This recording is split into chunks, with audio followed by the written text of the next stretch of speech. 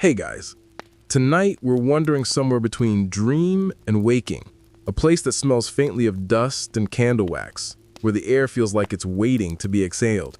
You've probably told yourself that bedtime stories are meant to comfort, to lull your restless mind into quiet, but maybe that's only half the truth. Maybe, once upon a time, they were whispered to keep something ancient away. So, before you get comfortable, take a moment to like the video and subscribe, but only if you genuinely enjoy what I do here. And while you're at it, drop your location and local time in the comments. I love knowing which corner of the world is falling asleep with me tonight. Now dim the lights, maybe turn on a fan for that soft background hum, and let's ease into tonight's journey together. You lie back, and your pillow feels heavier than usual, as if it's carrying a memory older than you. The room is familiar, but something in it has changed. The air feels slightly thicker, like a dream seeping through the walls. You can almost hear the faint rustle of words, the low murmur of someone rehearsing a story just beneath your head. It starts softly, a breath, a hush, a word that isn't quite clear. You tell yourself it's your imagination, the way half-sleep tricks you. But then the whisper shapes itself into language, old and lilting, a tune from another age. You freeze, yet you're calm. The voice isn't threatening. It feels tired, maybe even lonely.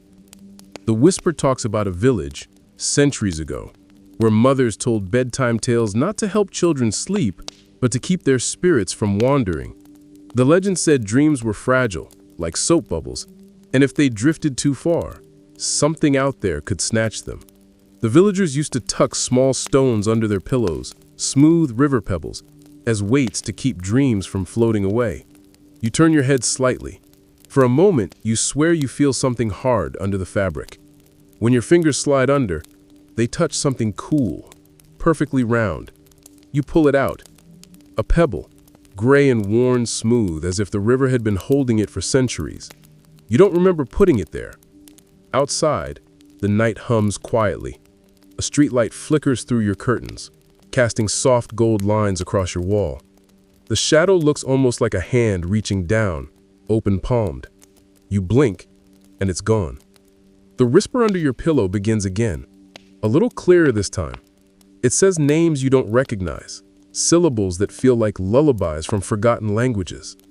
Scholars still argue whether ancient cultures really believed that words could trap spirits, but something in this voice makes you think they might have been right. You remember reading somewhere that the brain, when falling asleep, dips into a space between logic and chaos, the hypnagogic state. That's where people used to see things, faces forming in patterns, shapes flickering at the edge of vision. Some believe that wasn't the mind playing tricks, it was the world testing whether you were still awake. The whisper shifts. It begins telling you about a woman named Tessa, who lived in a small mountain village that no longer exists on any map. Every night, she told her children stories that had no endings. She'd pause mid-sentence and whisper the rest into their pillows, so it would stay close and remember them when they slept. But one night, Tessa didn't wake up. They found her the next morning, still smiling, her lips pressed to her pillow as if whispering something important. And from that night on, her children swore they could still hear her voice when they lay down, sometimes comforting, sometimes warning. You shift on your bed. For a heartbeat, you think you hear a faint echo of her lullaby beneath your pillow, a sound like wind in tall grass. You tell yourself it's the hum of the fan, or maybe the plumbing, but your pulse betrays you. A strange calmness spreads through your body. The whisper's rhythm syncs with your breathing. The voice isn't trying to scare you. It's telling a story the way your grandmother might, sitting by candlelight, her eyes reflecting the flame. It feels ancient, patient. You begin to wonder if, maybe somewhere in time, every whispered bedtime story was part of one long conversation, passed down through pillows, through dreams, from one sleeper to the next. Your eyelids grow heavy. But right before you drift off, the whisper says something that makes your skin prickle. It says, "Don't lift your head too fast." You stay perfectly still. The sound pauses. You can hear your heartbeat in your ears, the faint creak of the ceiling. Then the whisper returns, softer now, It's humming.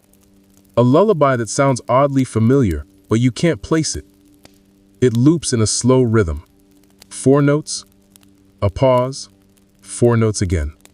Like breathing. You feel the pebble warming in your palm. For some reason, you place it back beneath the pillow. The air feels lighter when you do. Somewhere far away, a bell rings once, not from your world, but from somewhere older. You imagine Tessa's village, the candlelight flickering across wooden beams, mothers whispering stories into pillows, children smiling in their sleep. Maybe the whisper under your pillow tonight isn't meant to haunt you. Maybe it's just carrying the last fragment of an old story, looking for someone new to tell it to. You turn to your side, half dreaming. The voice fades, but a faint warmth lingers where your pillow meets your cheek, like the ghost of a whisper saying thank you. And in that moment, as your breathing slows, you realize something comforting.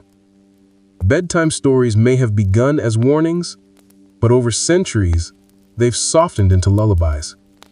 What once kept the dark away now just keeps you company in it. Outside, the night exhales. You sink deeper into the quiet hum of the fan, the slow rhythm of your heartbeat, and the faint echo of Tessa's song still vibrating under your pillow. Sleep comes easily now, heavy and gentle, as if the old voice has finally found peace through you. The night drifts on quietly. The whisper under your pillow fades to a memory, a pleasant one, strangely enough, and you wake sometime later with the feeling that something in the room has changed. The fan hums softly. The shadows look the same, but there's a faint glow you can't explain. Not moonlight, not your phone, just a tiny, steady shimmer near the edge of your desk. You sit up halfway, blinking. There it is, a candle, its wick burning with a flame too still to be real. You don't remember lighting it or even owning one like that. The wax isn't melting, it's perfectly formed, its surface smooth as porcelain. It's the kind of candle you might find in an antique shop with dust you could never clean off completely. You approach it slowly, your bare feet brushing against the cool floor. The air feels charged, yet calm, the same way it feels before a thunderstorm. The flame doesn't flicker when you move. It simply watches you, like a single amber eye. It reminds you of something from one of those old folk tales about candles that guard sleepers from evil spirits. They were lit at dusk and supposed to burn until dawn, keeping nightmares at bay. But the story had a darker version too. In some places, people said if the candle didn't go out by sunrise, it meant the flame wasn't guarding you anymore. It had found something else to keep awake. You glance at the clock. 2:14 a.m. The numbers seem slower than usual, as if the candle's glow thickens time. You pick it up. It's warm, but not hot, lighter than you expect. For a moment, you're tempted to blow it out, just to test it, but an odd hesitation grips you, like the pause before breaking a superstition you secretly half believe. So you set it back down. The flame leans toward you slightly, as if listening. A fact drifts through your mind. In the 16th century, during long winter nights, families in Northern Europe used watch candles.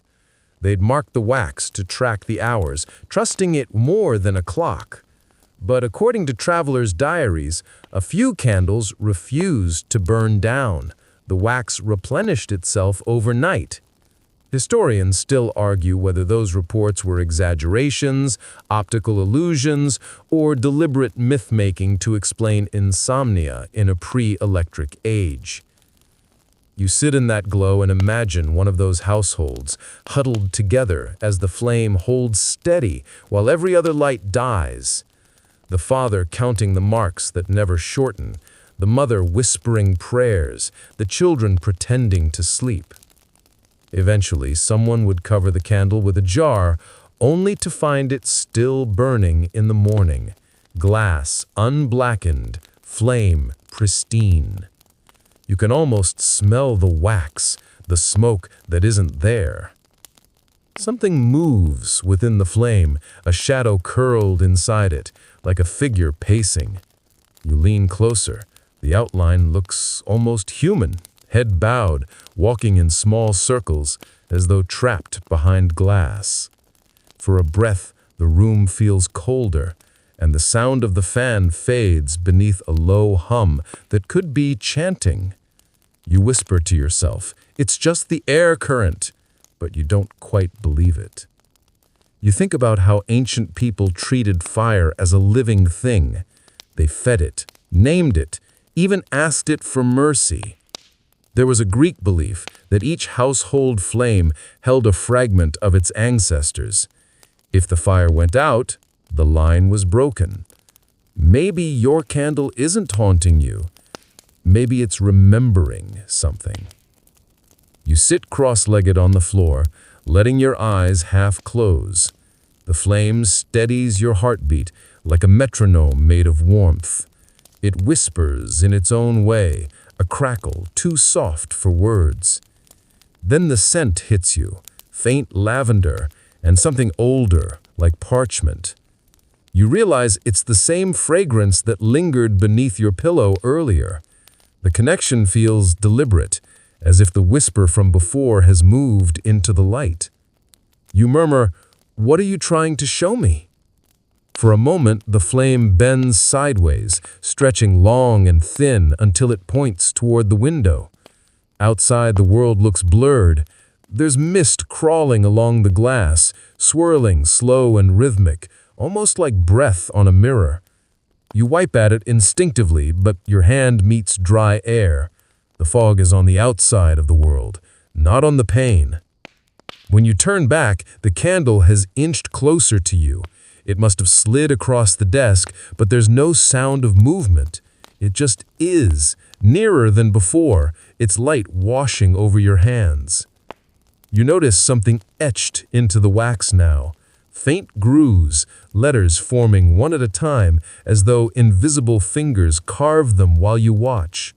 The words read, "Don't let me watch alone." Your throat goes dry. The handwriting looks frantic, yet elegant, like someone who'd written it in a hurry a long time ago.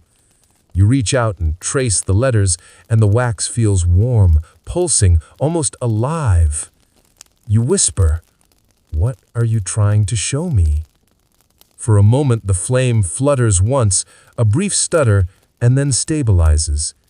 You realize the shadows on your wall have changed, not longer or darker, just reversed.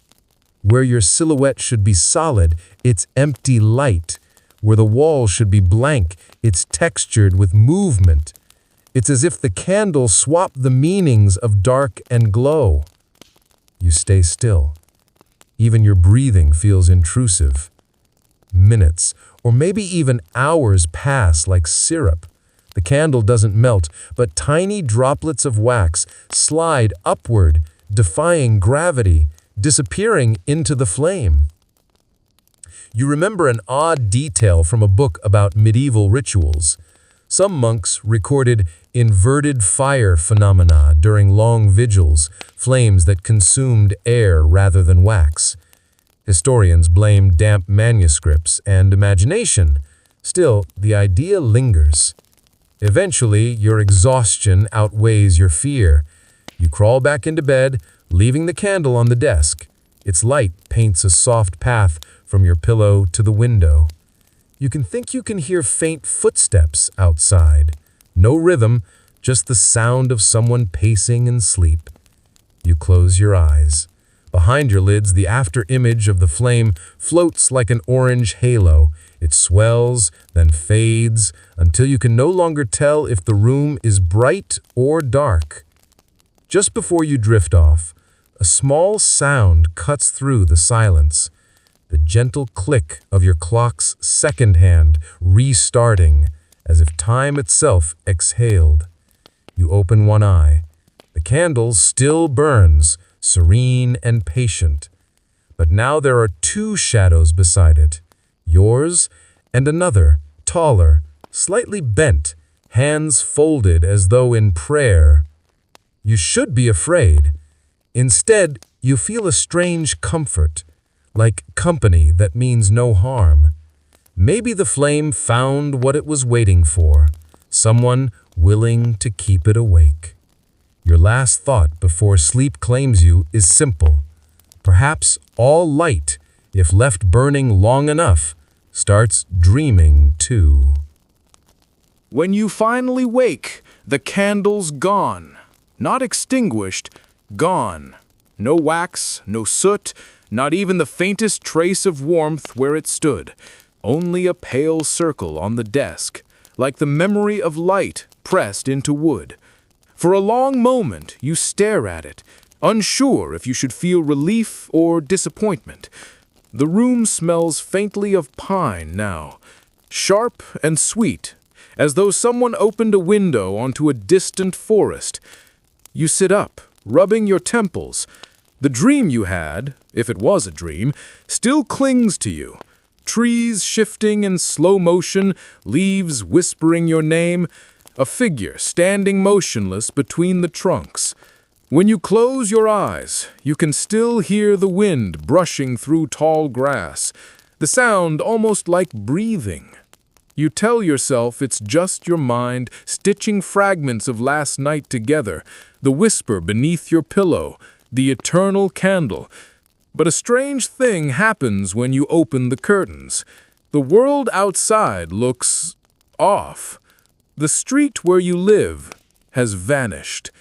In its place stretches a dense, gray-green woodland, dew shimmering on the leaves like drops of glass.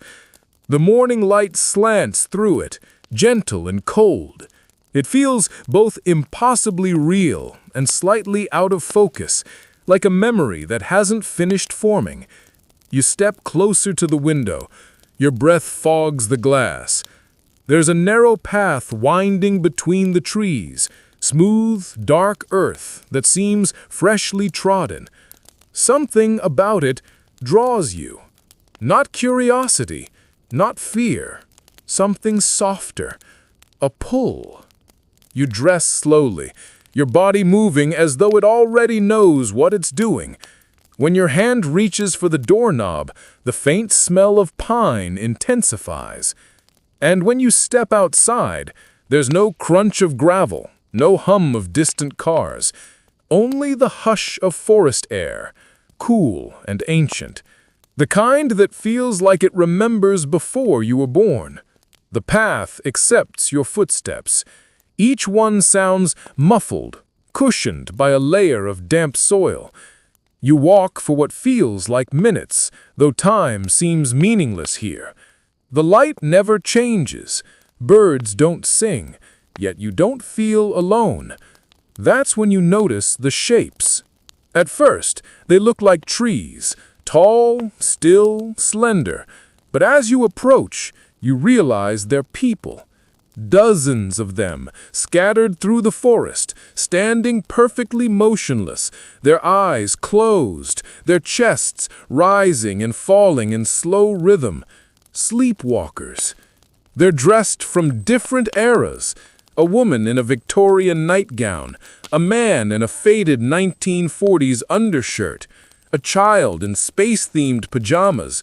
One figure even wears modern earbuds, wires trailing down into nothing, all standing barefoot on the moss, swaying ever so slightly, as though listening to a music only they can hear. You whisper, "What is this place?" The forest doesn't answer, but something does. A faint hum, deep and resonant, seems to come from the ground itself. You kneel, touch the soil, and feel a vibration like a distant heartbeat. The forest is alive, not just with trees, but with sleepers. There's an old folktale about this. You remember it now, like something whispered into your ear in childhood. They called it the forest that watches back. According to legend, there was once a valley where everyone suffered from sleepwalking. Every night, entire families would wander out of their homes and into the woods. Some returned at dawn, covered in dew. Others never came back. The elders began calling the missing ones the dream caught. Over time, they built fences, then walls, but no barrier could stop the sleepers. Eventually, they stopped resisting and simply followed them, hoping to learn where they went. What they found, the legend says, was this: a grove where time slept too. Trees grew in spirals, leaves whispered secrets in forgotten languages, and anyone who entered fell into the same rhythmic trance. Scholars still argue whether the story came from actual mass somnambulism or was an allegory for collective grief. But as you stand here, surrounded by silent figures breathing in perfect unison, allegory feels like too weak a word. A soft wind moves through the forest. The sleepers tilt their heads slightly, all at once, as though acknowledging your presence. Then, from somewhere deep within the woods, a faint light flickers. Not fire, not electricity, but something that feels like a pulse of thought. It flashes once, then again. You follow. The deeper you go, the denser the forest becomes. The trees begin to lean inward, their trunks warped like melted wax. You start to feel lightheaded, as if gravity itself has softened. The path beneath your feet glows faintly now, the same dull amber as the candle's flame from last night. Coincidence or continuity? You reach a clearing. In its center stands a massive tree, gnarled and silver gray, its roots spreading like veins across the soil. Hanging from the lowest branch is something small, a candle, your candle. Its flame is burning upright despite the lack of wind, steady and alive. Around its base, a dozen sleepers stand in a circle, their hands outstretched, but not touching it. You take a cautious step forward. The ground responds with a sigh, a long exhale that rustles every leaf in the clearing.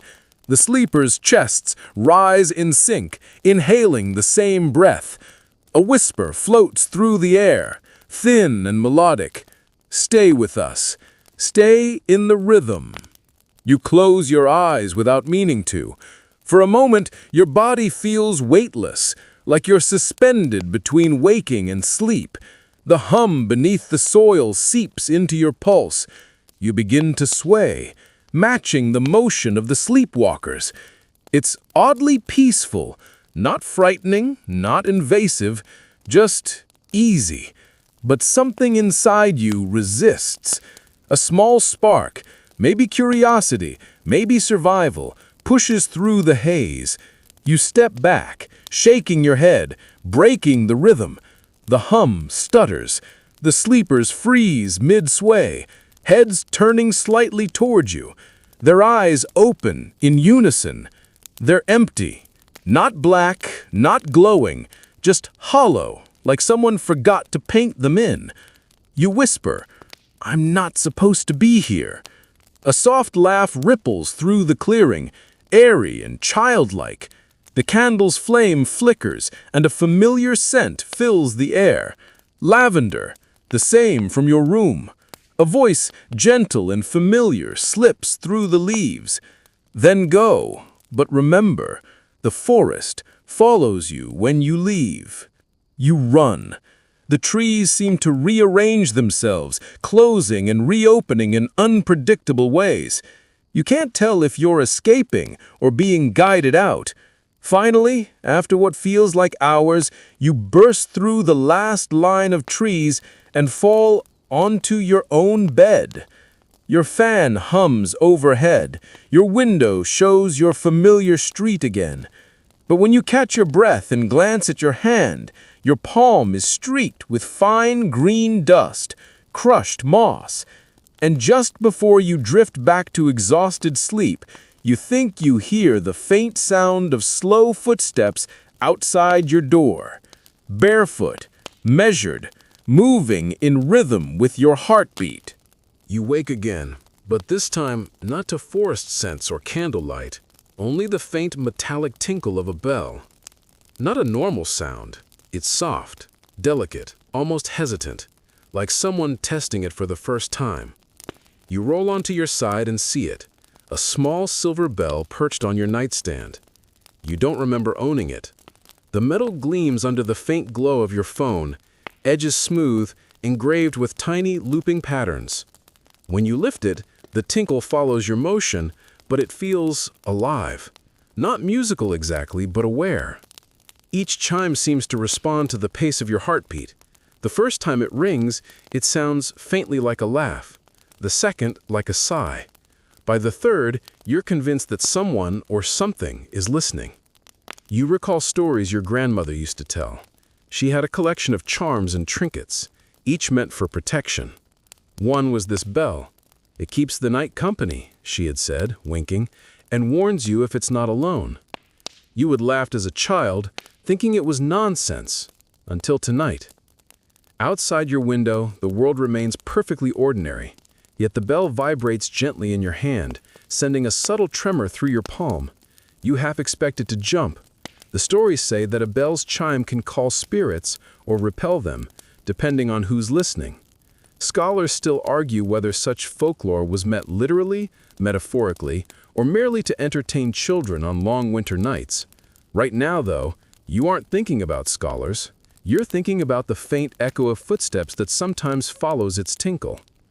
The bell begins to tingle more insistently, drawing your attention to the mirror across the room. You don't dare look at it directly at first, afraid it might reflect something other than your own reflection. But curiosity gnaws at you. You glance and freeze. In the glass, a shadow moves behind you. Not a reflection of your own shape, but an elongated, thin figure. It doesn't step forward or retreat. It just observes. The bell in your hand vibrates in tune with that shadow's subtle sway, almost like it knows the figure is there. A cold draft brushes your neck. You turn, but nothing's there. The bell chimes softly again, a single, solitary note. It isn't accidental. It's a warning. You know it. Your mind drifts to an odd detail your grandmother mentioned once, that bells were used in old villages to guide lost souls during the night. They believed that wandering spirits were drawn to sound, and a well-timed chime could lead them away from sleeping humans. Some of the oldest bells were made of silver because of its reputed ability to repel the restless dead. Some still sit in church towers, ringing for centuries. You stare at the bell in your hand. If this is true, then whatever is outside your reflection might not be trying to harm you, only curious or lost. You wonder if the bell has been waiting for you to notice it. You decide to test it. You lift the bell above your head and give it a gentle shake. The sound ripples across the room, richer this time, resonating against the walls. The shadow in the mirror flinches. A soft sigh brushes your ear. Human, maybe, maybe not. It's impossible to tell. You notice now that your pulse aligns with the ringing. Each tinkle is like a beat, like a quiet heartbeat in the room. You remember reading a historical account from the 18th century where villagers reported hearing mysterious chimes in the night that led them to lost children or missing livestock. Some believed it was merely coincidence. Others insisted it was the hand of guardian spirits. The records are sparse, and scholars still debate whether these stories were exaggerated or documented hallucinations. Still, the timing always coincided with periods of sleep deprivation or long nights during the winter months. You sit on the edge of your bed, holding the bell close. The shadow in the mirror is gone from the mirror, but its presence lingers, like a memory pressing against your mind. You notice the faint aroma of lavender again, the same one from the whisper under your pillow, the candle, and the forest. A pattern is emerging. Somehow, these remnants of sleep are all connected. The bell vibrates again, lightly, insistently. You can hear it now without moving it. The sound isn't just in your ears, it's in your chest, in the floorboards, in the walls themselves. You realize with a shiver that the bell might be alive in a way you can't comprehend, attuned to your body, your breathing, maybe even your dreams. Then you notice a small drawer beneath your nightstand, one you don't remember seeing before. Its handle is carved in the same looping pattern as the bell. Your fingers tremble slightly as you pull it open. Inside lies a folded piece of paper, yellowed and brittle, written in flowing script or words you somehow recognize, as though memorized in another life. The bell rings for those who listen, and for those who do not, it waits. Your heartbeat skips.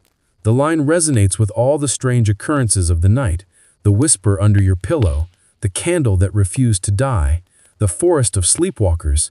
Everything points to one truth. The night itself is alive, waiting to see who acknowledges it. You shake the bell again, gently. The sound feels protective, almost affectionate, as if it has been your companion the entire night, guiding you through dreams and half-dreams, guarding you from things you haven't yet met. For a moment, you almost forget to be afraid. You close your eyes and listen, letting the chimes wash over you like soft waves.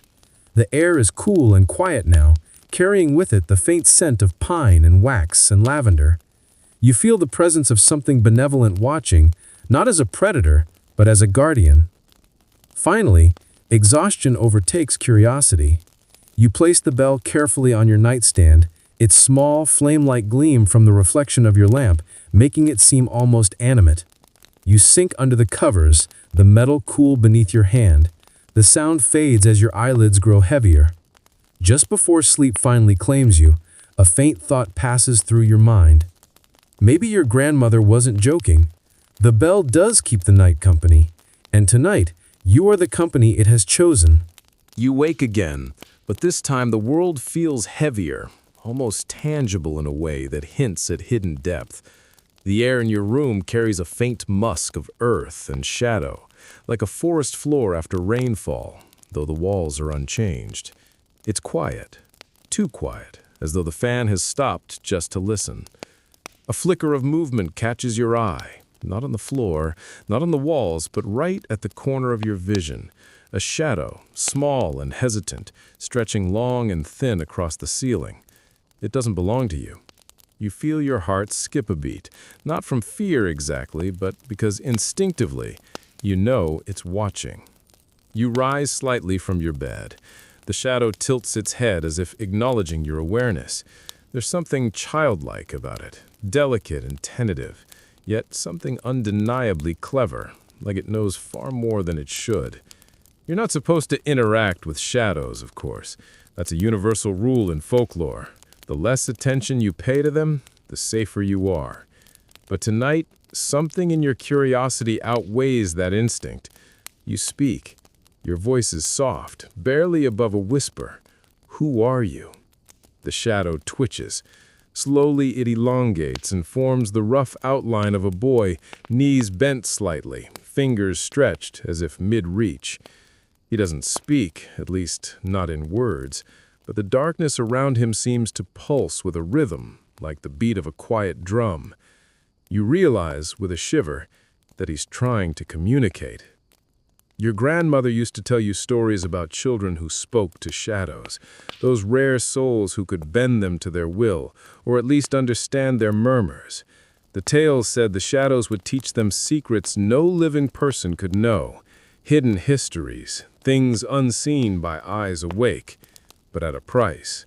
Scholars still argue whether these children truly existed or were allegories for deep intuition, psychic sensitivity, or simply insomnia-induced hallucinations. Either way, the boy before you feels real enough. You extend a hand. The shadow boy mirrors it, not touching, but the air between you vibrates slightly like static on a cold winter morning. You're aware suddenly of how your breath moves in time with his, a slow synchronicity that feels both comforting and unnerving. He moves closer, still intangible, and gestures toward the corner of the room. Following his motion, your gaze lands on your bookshelf, though nothing seems out of place. And yet, the air feels charged near it. You reach for a book at random, feeling a magnetic pull toward one in particular, a thick volume with a worn spine. When you open it, a slip of paper falls out, a crudely drawn map of your room with an X marked at your pillow. The boy points again, encouraging, almost excited. You lie back and let your hand hover over the pillow, hesitating. There's a weight to the moment, the sense that if you move too quickly, you might break the connection. Then, slowly, deliberately, you set the map aside and press your palm to the pillow. A flicker runs across the room, like the shadow boy has stepped into another dimension, bending light and dark around him. A whisper emerges, faint, layered, and strangely musical. Listen, the shadows are storytellers, and tonight you are their audience. You blink. The room seems to expand slightly. Shadows stretch along the walls, weaving into one another, forming shapes. A bird perched on a branch, a boat gliding silently across a misty river, a figure walking a tightrope between buildings. They are stories, told not with words, but with movement and light. You remember a detail from history. In 19th century Japan, shadow puppetry was considered a sacred art, used not only to entertain, but to convey morality tales and ancestral wisdom. Scholars still debate whether these performances were inspired by spirits or simply by the play of early lantern light. Now, staring at your own walls, you feel as if centuries of storytelling have gathered here, waiting for someone who can truly see. The boy gestures for you to focus on a single shadow, a small, curled creature that moves like smoke, twisting over a chair. You watch closely, and slowly its shape solidifies into a fox. Its eyes glint with intelligence, almost human. A story forms around it. Once it had been a guardian spirit, keeping travelers safe in the dark forests of Eastern Europe, guiding them past dangerous cliffs and frozen rivers. You've never heard this story before, but you feel you have. Memory and imagination blending seamlessly. The boy gestures again, urging you to speak. You hesitate, then murmur, "Will it harm me?" He shakes his head. The shadows sway like reeds in water. There is no threat here, only observation and quiet guidance. Perhaps this is what it means to speak to shadows, to learn the stories they carry without disturbing them, to let them pass knowledge along without attempting to control it. Another shadow forms, this one more unsettling. A tall, thin figure, hooded, its edges dissolving into the wall. It doesn't move like the others. Instead, it tilts its head and studies you. You swallow hard, trying to remember the advice from your grandmother. Never engage too deeply with a shadow that seems aware of your attention. Yet there's something familiar about this figure. Something that makes your skin tingle, not from fear, but recognition. The boy gestures again, pointing toward the figure. A small ripple passes through the shadows, and suddenly you understand. Each shape, each movement is part of a larger narrative, a network of forgotten folklore.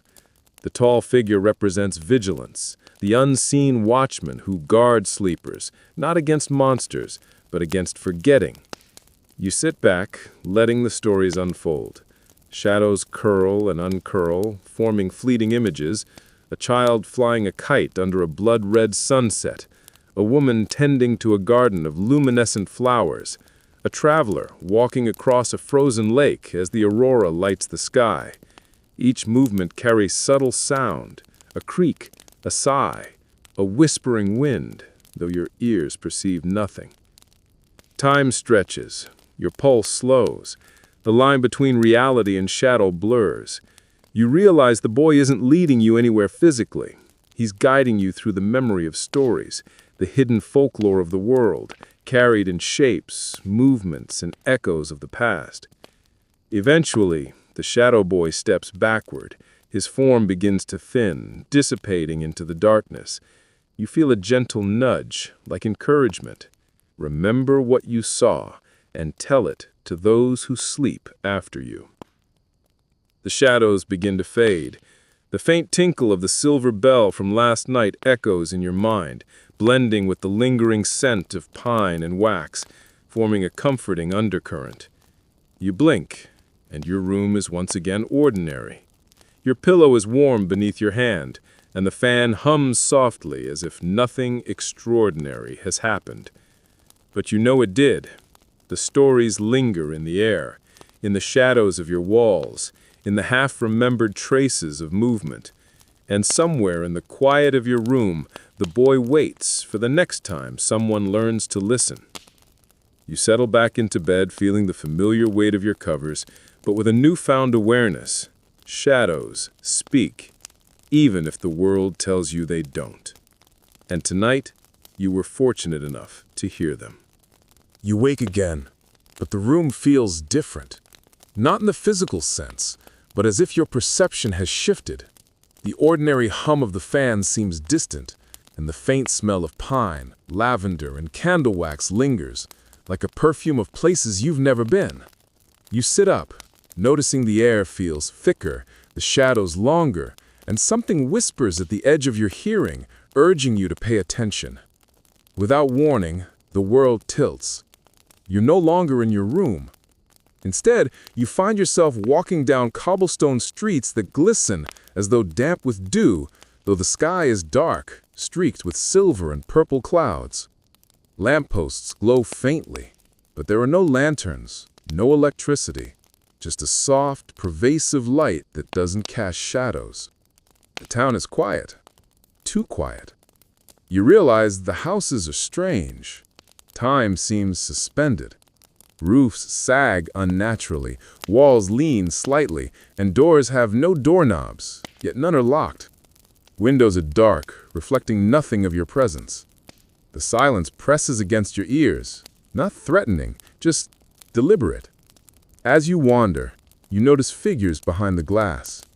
People slumber in every room, frozen mid-breath. A woman clutches a baby, frozen in a gentle sway.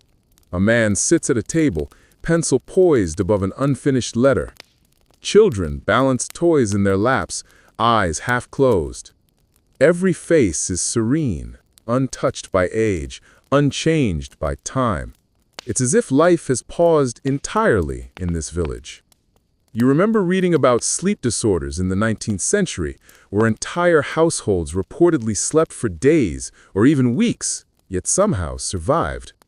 Scholars still argue whether these events were caused by illness, environmental factors, or collective hysteria. Here in this village, it feels deliberate. You step closer to one house. Inside, a boy sits at a piano, his fingers hovering above the keys. You expect music, but he doesn't move. It's like a photograph caught mid-motion. Then the boy's eyes flutter open, catching yours through the glass. There's no fear, only an invitation, a subtle beckoning to cross the threshold between reality and sleep. Curiosity propels you forward. You walk past the threshold of the first house and suddenly feel weightless, as though stepping onto a surface that exists outside normal physics. The air hums faintly, vibrating against your skin. You notice the faint smell of the same lavender, now mingled with something earthy, like moss or old soil. The boy gestures for you to follow, leading you down a street that curves impossibly, revealing more slumbering villagers. Their postures are unnatural, like time itself has sculpted them mid-action. One scholar you read about once theorized that in folklore, villages sometimes fell asleep to escape disaster, a way to preserve life until the world was ready. Others dismissed it as metaphor, an allegory for isolation or loss. You begin to wonder if this village was real or an echo of stories long forgotten. At the end of the street, a fountain sits in a square. Water flows without sound, ripples frozen mid-motion, and around it, more villagers lie in suspended sleep. The boy gestures again. You lean closer and notice something remarkable. Though they are asleep, the villagers' breaths seem to synchronize with yours. In some strange, inexplicable way, the town itself is alive, breathing in harmony with you. You crouch to touch the fountain's water. It's cold, unnervingly so, yet it leaves a faint warmth on your fingers that you can't explain. Tiny motes of light shimmer in the still surface like trapped stars. The boy nods slightly, pointing to the water. Perhaps he's showing you that the town's sleep is not just literal, it's magical, woven into the fabric of this place. You wander the streets, taking in the details.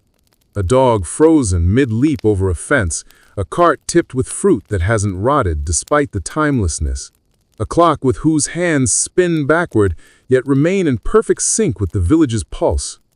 Scholars still debate whether ancient societies recorded similar phenomena in Europe and Asia, where entire hamlets supposedly vanished or remained untouched by time. Some claimed these tales were mistranslations of natural sleep disorders or enchanted slumber during disease outbreaks. But nothing explains the tactile reality beneath your feet. You reach the edge of town where the forest begins again, dense and whispering. Beyond it, the horizon fades into soft mist. The boy stands at the boundary, waiting, silhouetted against the glowing sky. He gestures for you to stop. The chill runs through you. You realize the village hasn't slept accidentally. It's a protective spell, an enchantment woven into the air, soil, and stone. Every villager, every object frozen in mid-motion is part of the rhythm. You can almost hear it, the slow thrum of collective breathing, the heartbeat of a town untouched by time. You kneel near the ground, brushing your hand along the cobblestones. They hum faintly under your fingers, a subtle vibration, as though recognizing your presence. You understand, in a way your mind barely grasps, that if you disturb the town too much, the spell could break. And yet here you are, the first outsider in centuries. The boy leans slightly forward and whispers, though his lips don't move. Do not wake them. Do not leave them. They are safe because they sleep. The air seems to hum louder, vibrating with the same cadence as your own heartbeat. You lie down briefly on the cobblestones, feeling the warmth of the town seep into you. For a moment, you are part of it, a visitor welcomed into a strange sanctuary where sleep is a shield and time is a friend. Slowly, reluctantly, you rise. You glance once more at the village square. The fountain gleams, the frozen villagers shimmer, and the boy gives a small, final nod. He disappears into the mist, leaving you alone at the edge of the forest. The world shifts again. You're back in your room. The lavender scent lingers faintly, the fan hums softly, and the silver bell rests where you left it. No signs of the village remain, save for the echo of its rhythm in your chest, a heartbeat that seems impossibly synchronized with the pulse of some long-forgotten magic.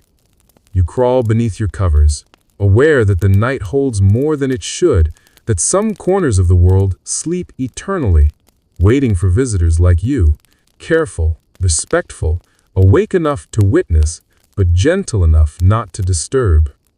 As you close your eyes, a whisper floats just beyond your hearing. Sleep is the gift that protects the world. Guard it well. And for the first time tonight, you feel utterly peaceful, as though the village has left a fragment of its calm inside you, and you carry it with you into dreams yet to come.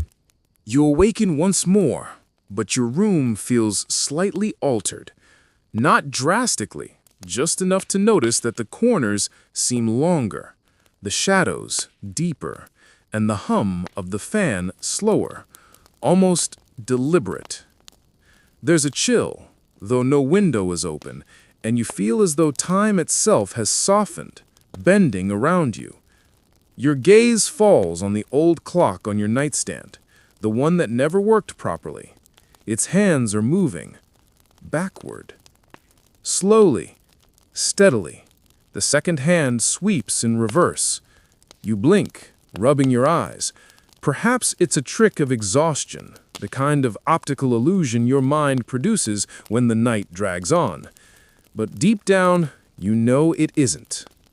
You reach out to touch the clock. The surface is cool and smooth, unnaturally polished despite years of neglect. As your fingers graze the edge, the reverse ticking fills the room, soft, resonant, almost like the inhale of a deep breath. The clock isn't just telling time, it's bending it. A historical memory surfaces. In 16th century Italy, some inventors created experimental clocks that could run backward to commemorate events remembered in reverse, as a kind of reflection on mortality and destiny. Scholars still argue whether these clocks were practical or symbolic, a way to remind people that time is a human construct and memory is a river flowing in all directions. You feel an odd kinship with those early inventors. The clock's ticking grows louder in your perception, not in volume, but in presence, filling the space around you. With each reverse tick, the shadows stretch differently, like paint dragged across the walls. You notice the faint glimmer of movement behind your furniture, subtle, fluid, like ink floating on water. You whisper, "Is time trying to tell me something?" The air thickens. The scent of pine and lavender returns, mingled now with something metallic, like copper or iron. A shiver runs down your spine, and you feel as though the room itself is leaning in closer, pressing around your awareness. The second hand sweeps past 12, 11, 10, but instead of moving through hours you recognize, it seems to take you to moments outside your memory, moments that feel like half-formed dreams. A street from childhood, though the buildings are slightly distorted. A forest that should be centuries away, but smells like home. A voice whispers, familiar yet unfamiliar, echoing from nowhere. Time is a story waiting to be read backwards. You watch the minute hand creep back, and suddenly scenes begin to unfold in your mind, like fragments of old films. You see yourself, younger, wandering through a sunlit meadow, yet there's a shadow at your side, taller, watching, protective. You recall a historical oddity. In 19th century France, some villages celebrated Reverse Day, where clocks ran backward as a festival, a time to reflect on past deeds and forgotten kindnesses. People said it felt like the world was rewinding, memories tangible and malleable. Scholars still debate whether these festivals were symbolic social exercises or attempts at mystical insight. The second hand sweeps backward past moments that never existed. Your memories and imagined events blur together. A candle flickers into existence on your desk, not the old silver one, but a new one, wax smooth and yellow. The flame bends toward you, shadows twisting in response to your movement. It reminds you of the forest of sleepwalkers, the villagers frozen mid-breath, the boy who spoke to shadows. Somehow, they're all linked, threads woven through the fabric of reversed time. You notice small things, odd and charming, a glass half full or empty depending on how you tilt it, dust motes suspended mid-air, moving backward as though receding into the past, a framed photo on your wall where the people in it subtly rewind their gestures. You blink rapidly, and the scene shifts yet again, like a kaleidoscope in motion, bending reality and memory together. The clock ticks backward, second by second, yet each tick feels like a heartbeat. You place your hand on it. The ticking matches your pulse. The sensation is hypnotic. You feel a pull, gentle, but insistent, as though the clock is drawing your consciousness into its cycle. It is not threatening, just patient. You lean back, letting your mind drift. With the reverse ticks, you begin to perceive time differently. Not linear, not forward, but layered. Past, present, and future seem like pages in a book you can flip through at will, though only for tonight. You recall stories of ancient scholars who believed time was circular, that life's events repeated in spirals rather than straight lines. You wonder if this clock is a relic of such thinking, a mechanism that turns not only gears, but perception. The shadows in your room begin to stretch and fold around the clock. One forms into the shape of a fox, small and alert. Another elongates into a child's outline, the shadow boy from before, kneeling, observing. They do not speak. Instead, they guide your attention, showing you fleeting images of things you've never known but somehow remember. A forest in silver fog, a village frozen in sleep, the candle that wouldn't die, all appear in rapid succession, like overlapping frames of a dream projected in reverse. You feel dizzy, yet calm. The clock's ticking, the shadows, the faint scent of lavender and pine, they synchronize into a slow rhythm, coaxing your mind into that liminal space between waking and dreaming. You understand, instinctively, that this backward flow is not punishment, but revelation. A whisper curls around your ear.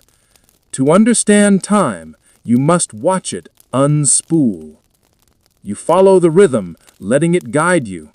The hands sweep backward, and with each tick, moments of fear, curiosity, wonder, and revelation dissolve into something softer, gentler, more malleable. You can almost see your own life as a series of threads weaving backward into the night, merging with ancient folklore, mystical stories, and quiet miracles that no one speaks of openly. Eventually, the hands slow. You sit still, heart sinking with the subtle pulse of reversed time. The shadows retreat slightly, leaving the fox curled near the clock and the boy kneeling silently. The scent fades to just a whisper of lavender. You understand that the night has been guiding you, showing you what most never see. The hidden rhythm of moments, the quiet magic behind ordinary things. Your earlids grow heavy. The clock ticks one last backward second, then freezes. Time resumes its normal course. The shadows vanish, the candle flickers out, and your room feels ordinary once more. Yet in your chest, you carry the memory of the backward rhythm, a quiet understanding that time, like stories, like sleep, is not always what it seems. You slide under the covers, letting the hum of the fan and the familiar weight of your bed ground you. The night has unfolded another secret, one gentle and strange, leaving you poised on the edge of wonder and sleep. You wake again, but this time the night feels lighter, almost buoyant, as though the air itself has learned to float. There's a faint warmth brushing against your skin, though the fan hums softly in the background. The familiar lavender and pine scent lingers, but now it's joined by something sweeter, like honeyed smoke drifting from a distant fire. Your eyes catch movement by the window. Tiny lights hover in the darkness, drifting like fireflies, except their glow is steadier, warmer, somehow magical. Lanterns. Not ordinary lanterns, but dream lanterns.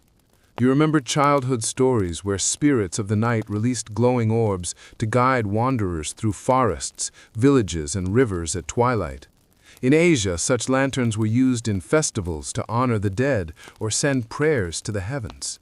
Scholars still argue whether the lights were purely ceremonial or if they represented a subtle understanding of human perception and sleep-induced vision. Here, it doesn't matter.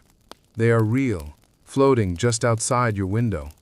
You step closer, hand trembling, and the lanterns seem to respond to your motion. One drifts closer, circling your hand in a gentle spiral before hovering at eye level. Its glow is soft, golden, inviting, revealing a small carved face on its frame, a tiny smiling visage, almost human in its expression. You feel drawn to it as though the lantern is a bridge between the waking world and something unseen.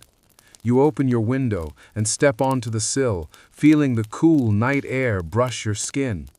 The lantern floats closer, then pauses, circling you like a moth testing a flame, but without danger. Its warmth seeps into your palms as you raise your hands to cup it. Immediately, the room changes. Your surroundings stretch and bend, walls elongate, ceiling tilts, and the floor seems to dissolve into a soft cloud of mist. Each lantern begins to multiply, forming a constellation of gentle lights. The air vibrates with a low hum, not unpleasant, more like a lullaby sung by invisible voices. You step down from the sill, letting the lanterns guide you through the mist. As you walk, they float ahead, forming patterns and paths. Each flicker seems deliberate, a choreography you don't fully understand, but somehow follow effortlessly. The sensation is hypnotic, a slow dance between conscious thought and the embrace of sleep. Historical memories surface. In 12th century Japan, floating lanterns were sometimes released on rivers to guide ancestral spirits home. In parts of Europe, similar lights were described as will-o'-the-wisps, leading travelers away from danger. Scholars still debate whether these accounts were spiritual experiences, hallucinations, or natural phosphorescent gases. You can feel the truth of it now. The night has more than one layer, more than one form of reality. As you wander further into the mist, you notice shapes within it. Trees, faint structures, echoes of a village that feels familiar yet distant.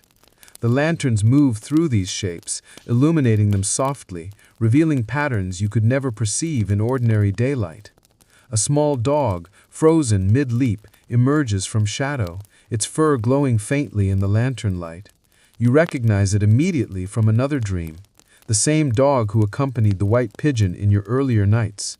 Continuity, you realize. The night keeps its stories connected. You follow a lantern toward a bridge made of silver mist. Below, a river flows, but the water is dark, reflective, and strangely still. You step onto the bridge, lanterns hovering beside you like companions. One waver and drift slightly ahead, guiding your gaze to a figure on the far side, a small child holding a lantern that shines brighter than the rest. The child doesn't move, but gestures gently, inviting you closer. You walk toward the child, feeling the lantern's warmth ripple across your chest. Every step feels suspended in time, each moment elongated, yet calm. The air carries a faint whisper. Follow the light, and you will see what sleep remembers. Approaching the child, you notice the subtle details. The lantern in their hand carved with delicate patterns, the soft sway of their hair in a breeze you cannot feel, and eyes that seem impossibly old despite their youthful face. The child tilts the lantern, revealing a miniature map painted in its glow, a map of places you've never visited yet somehow recognize. Paths twist and loop in impossible ways, forests leading into oceans, mountains curling into valleys that open on to glowing plains. You step closer, and the child speaks, not with words, but with the soft chime of the lantern itself. It's melodic, like wind through metal tubes, a message carried in pure vibration. The lanterns remember the lost, the forgotten, the moments you overlook. They float to guide, not to capture. You follow the map's path, stepping carefully, your mind aware yet relaxed. The lanterns adjust their positions, illuminating obstacles that weren't there moments ago. A low branch, a faint ripple of mist, a shadow flickering across the path. They guide you with a patient intelligence, reminding you that this world is alive, sentient, and observant. At the end of the misty path, a clearing opens. Hundreds of lanterns hover, forming a canopy above. The air hums softly, carrying the faint scent of lavender, pine, and something sweet, like wildflowers pressed in books. In the center of the clearing is a small pool, reflective and still, perfectly mirroring the lanterns above. You realize with a start that this is not water, but a surface of memory. Every reflection a story, a dream, a moment preserved. The child gestures for you to look deeper. Leaning over the pool, you see glimpses of your own past nights, the silver bell, the forest of sleepwalkers, the boy who spoke to shadows, and the village that slept forever. All the pieces fit together, forming a tapestry of interconnected dreams, folklore, and mystical reality. You feel an ineffable calm, a soft whisper in your chest. These lights are your guides. Let them carry you where sleep and story merge. The lanterns rise higher, forming a gentle spiral, and the child's lantern joins them, glowing brighter than all. You lie down on the soft mist, feeling weightless, cocooned in gentle light. The world begins to fade into quiet, the lanterns dimming to a soft glow, a background pulse that soothes rather than illuminate. You close your eyes, carrying the warmth of their presence into your mind. The night feels complete, interconnected, magical, a series of stories that float around you, guiding, guarding, and revealing the hidden rhythm of dreams. You wake again, but the room is different still.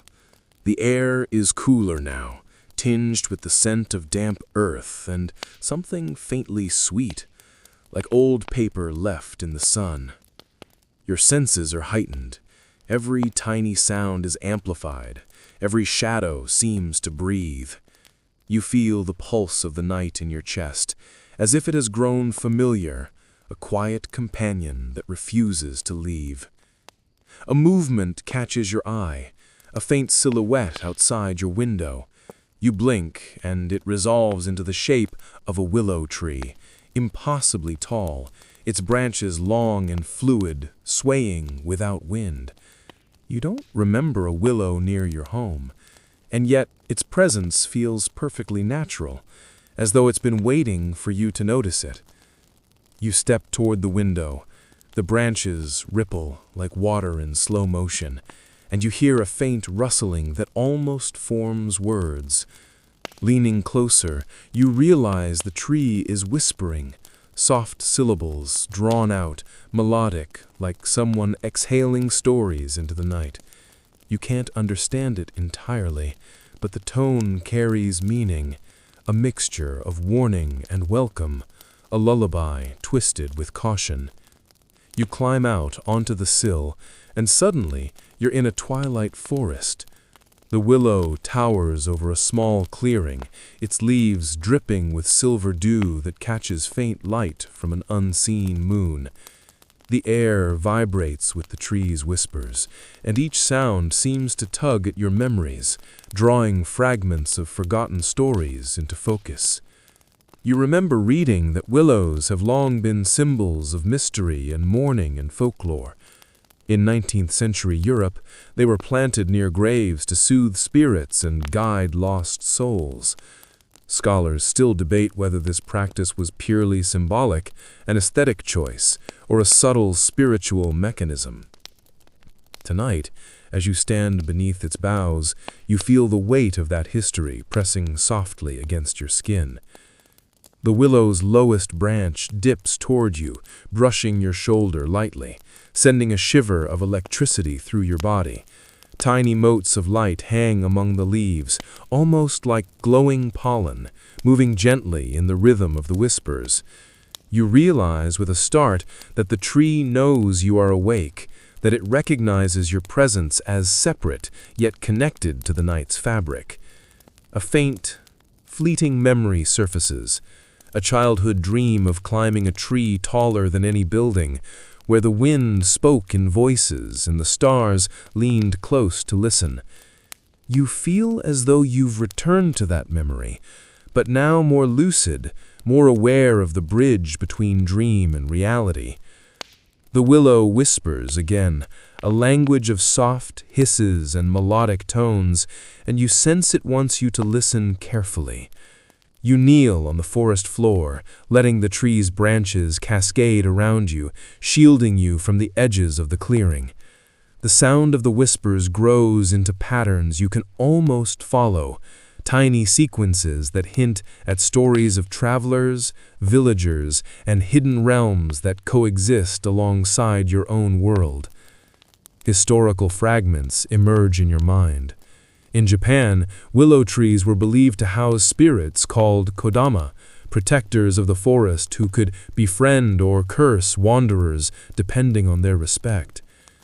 In Celtic traditions, willows were associated with dreams and the subconscious, their presence in ritual spaces meant to bridge waking and sleeping states. Scholars debate whether these beliefs were rooted in early psychological observation or purely spiritual thinking. Right now, you don't need to decide. The willow's presence is undeniable. A subtle rustling draws your attention to the base of the tree. Something shimmers in the shadows. A small animal, curled in silver light. It's a fox, its eyes bright and intelligent, watching you with a knowing gaze. You recall seeing this creature in other dreams, in the floating lanterns, near the silver bell, in stories of shadow children. Continuity.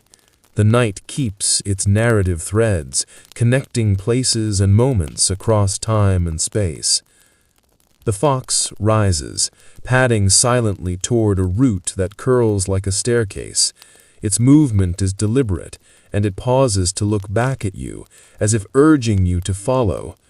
You step forward, hand brushing along the bark, and feel a subtle vibration, a heartbeat that matches your own. The willow hums faintly, branches quivering in tandem, guiding you along the hidden path. You notice small details, silver veins in the bark that glint like rivers of light, faint carvings that resemble letters from forgotten alphabets, and a moss that glows softly underfoot. Every element of the forest seems imbued with intention, as if the willow has been cultivating this sanctuary for centuries, waiting for the right visitor. The fox leads you to a pool of dark water at the clearing's center. The willow's reflection stretches across it, the branches bending as though they have life beyond their physical form. You kneel at the edge, and for a moment your reflection in the pool seems separate, a version of yourself that belongs fully to the forest. The whispers grow clearer, forming words just at the edge of comprehension. Sleep carries wisdom. Those who listen inherit its gift. You trace your finger along the water's surface, causing ripples that make the willow's reflection shimmer and change. Each ripple reveals a fragment of a story, a child left to wander in the woods, a village hidden under perpetual snow, a bell that rings only when someone listens. You recognize them all, threads you've encountered in dreams tonight, woven into a tapestry that spans your unconscious mind. The whispers shift, gentle now, coaxing your senses into a state of deep calm. The fox curls beside the pool, its warmth radiating into your legs. The willow bends slightly lower, almost as if bowing to you, acknowledging your presence and understanding. You realize you've been standing at the threshold of sleep and wakefulness all night, guided by objects, shadows, and spirits of stories. The willow is the latest, perhaps the greatest, teacher, patient, silent, speaking only when the listener is ready. You feel a profound gratitude, as if the night itself has been assembling a lesson for you, one that can only be learned while truly awake and yet profoundly asleep. Finally, exhaustion edges its way into your consciousness. The fox nudges your hand gently, as if to reassure you. The willow's branches droop softly, brushing the water and releasing a faint silver mist. You lie back on the forest floor, letting the whispers envelop you, carrying the scent of earth, pine, and lavender into your lungs. The night hums around you, a lullaby without melody, guiding you toward dream's embrace. A soft final whisper curls into your ear. Rest now, for the stories will continue without pause, and the forest will remember you. You close your eyes, letting the whispers, the fox, and the willow dissolve into the rhythm of your heartbeat. Sleep arrives gently, a companion rather than a stranger, and the night carries on, patient and eternal. You wake again, but this time the air feels almost electric, tinged with the faint metallic sense of something unfamiliar. It's as if the room itself is alive, brimming with anticipation. The fan hums softly, though now it feels like a distant echo, a background rhythm against which the night unfolds. Your eyes are drawn to the dresser across the room. Something is different. The old mirror perched atop it reflects not just your room, but a faint shimmer beyond the walls, a space you cannot quite place. You step closer, drawn to the surface, and the reflection ripples slightly, like water disturbed by a stone. You place a hand on the mirror's edge. The glass is cold, unnaturally so, but it vibrates faintly beneath your palm. A shiver runs down your spine as you realize you're not just seeing your reflection. There's something else, a version of yourself, slightly older, eyes deeper, expression serene yet knowing. The reflection moves independently, smiling faintly, and you feel a gentle pull to interact. Historical fragments float into your mind. In the 18th century, some European alchemists and mystics believed mirrors could capture time itself, reflecting not only the present, but glimpses of past and future. Scholars still debate whether these were literal beliefs, poetic metaphor, or early experiments in psychological perception. Right now, as you gaze into the mirror, you feel their intent as if it were tangible. You reach out, fingertips hovering over the glass, and the older reflection mirrors your movement. Then it tilts its head, pointing subtly beyond the mirror's surface. You lean closer, and the glass begins to ripple more deliberately. The room shifts behind you, walls blur, your ceiling seems to stretch upward, and the familiar hum of the night grows distant. Through the mirror, you see streets bathed in silver light, shadows stretching long and fluid across cobblestone paths. Figures move slowly, deliberately, though their forms are blurred and indistinct. Children laugh softly, a sound that echoes in your chest rather than your ears. You realize with awe that this is not just your reflection. It's a window, a glimpse into tomorrow, or perhaps a version of what might be. A faint whisper curls around your thoughts. Time is not fixed. It flows and folds, revealing what is. Action leans closer, and you notice details you wouldn't otherwise perceive. A small bell on a windowsill, catching faint moonlight. A cat frozen mid-leap, tail flicking. A lamppost swaying as though alive. You understand that the mirror shows not just a single moment, but layers, possible futures, intertwined and branching like delicate threads. Curiosity overcomes caution. You reach into the mirror. Your hand passes through the surface, cool yet pliant, as if you've plunged into water. Ripples spread outward, and suddenly you're no longer in your room, but standing on one of those silver-lit streets. The hum of the fan is gone, replaced by soft wind brushing against your skin, carrying the scents of dew, wood, and faint lavender. Ahead, a figure approaches, a child holding a lantern, familiar yet unplaceable, eyes bright and serene. You realize instantly that this is a companion from your other dreams. The fox, the shadow boy, the floating lanterns, all somehow converging here. The child gestures toward a narrow alley, lined with mirrors of varying sizes, each reflecting different versions of you moving through other possibilities, other nights. You step carefully, aware that every reflection is both real and ephemeral.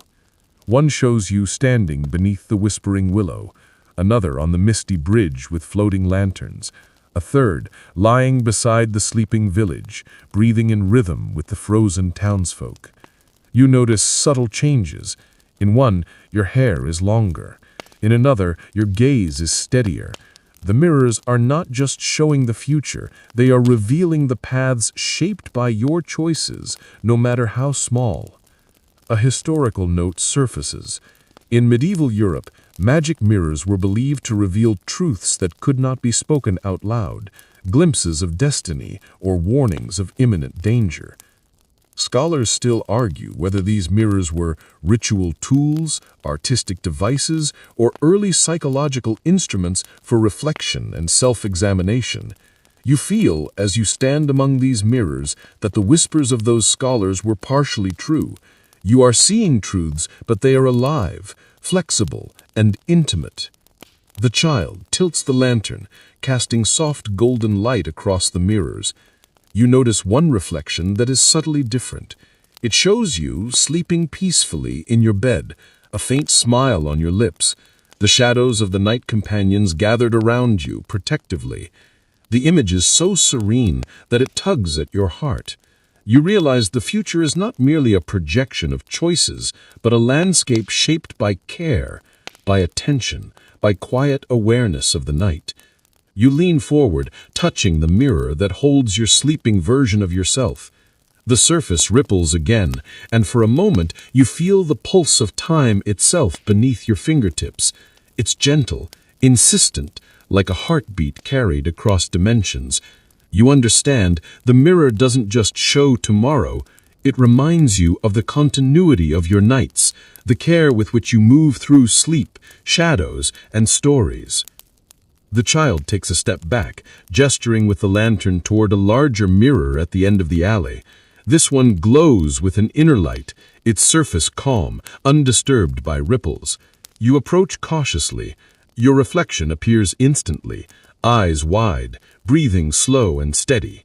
But behind your reflection, the shadows of all your dream companions gather: fox, willow, boy, lanterns.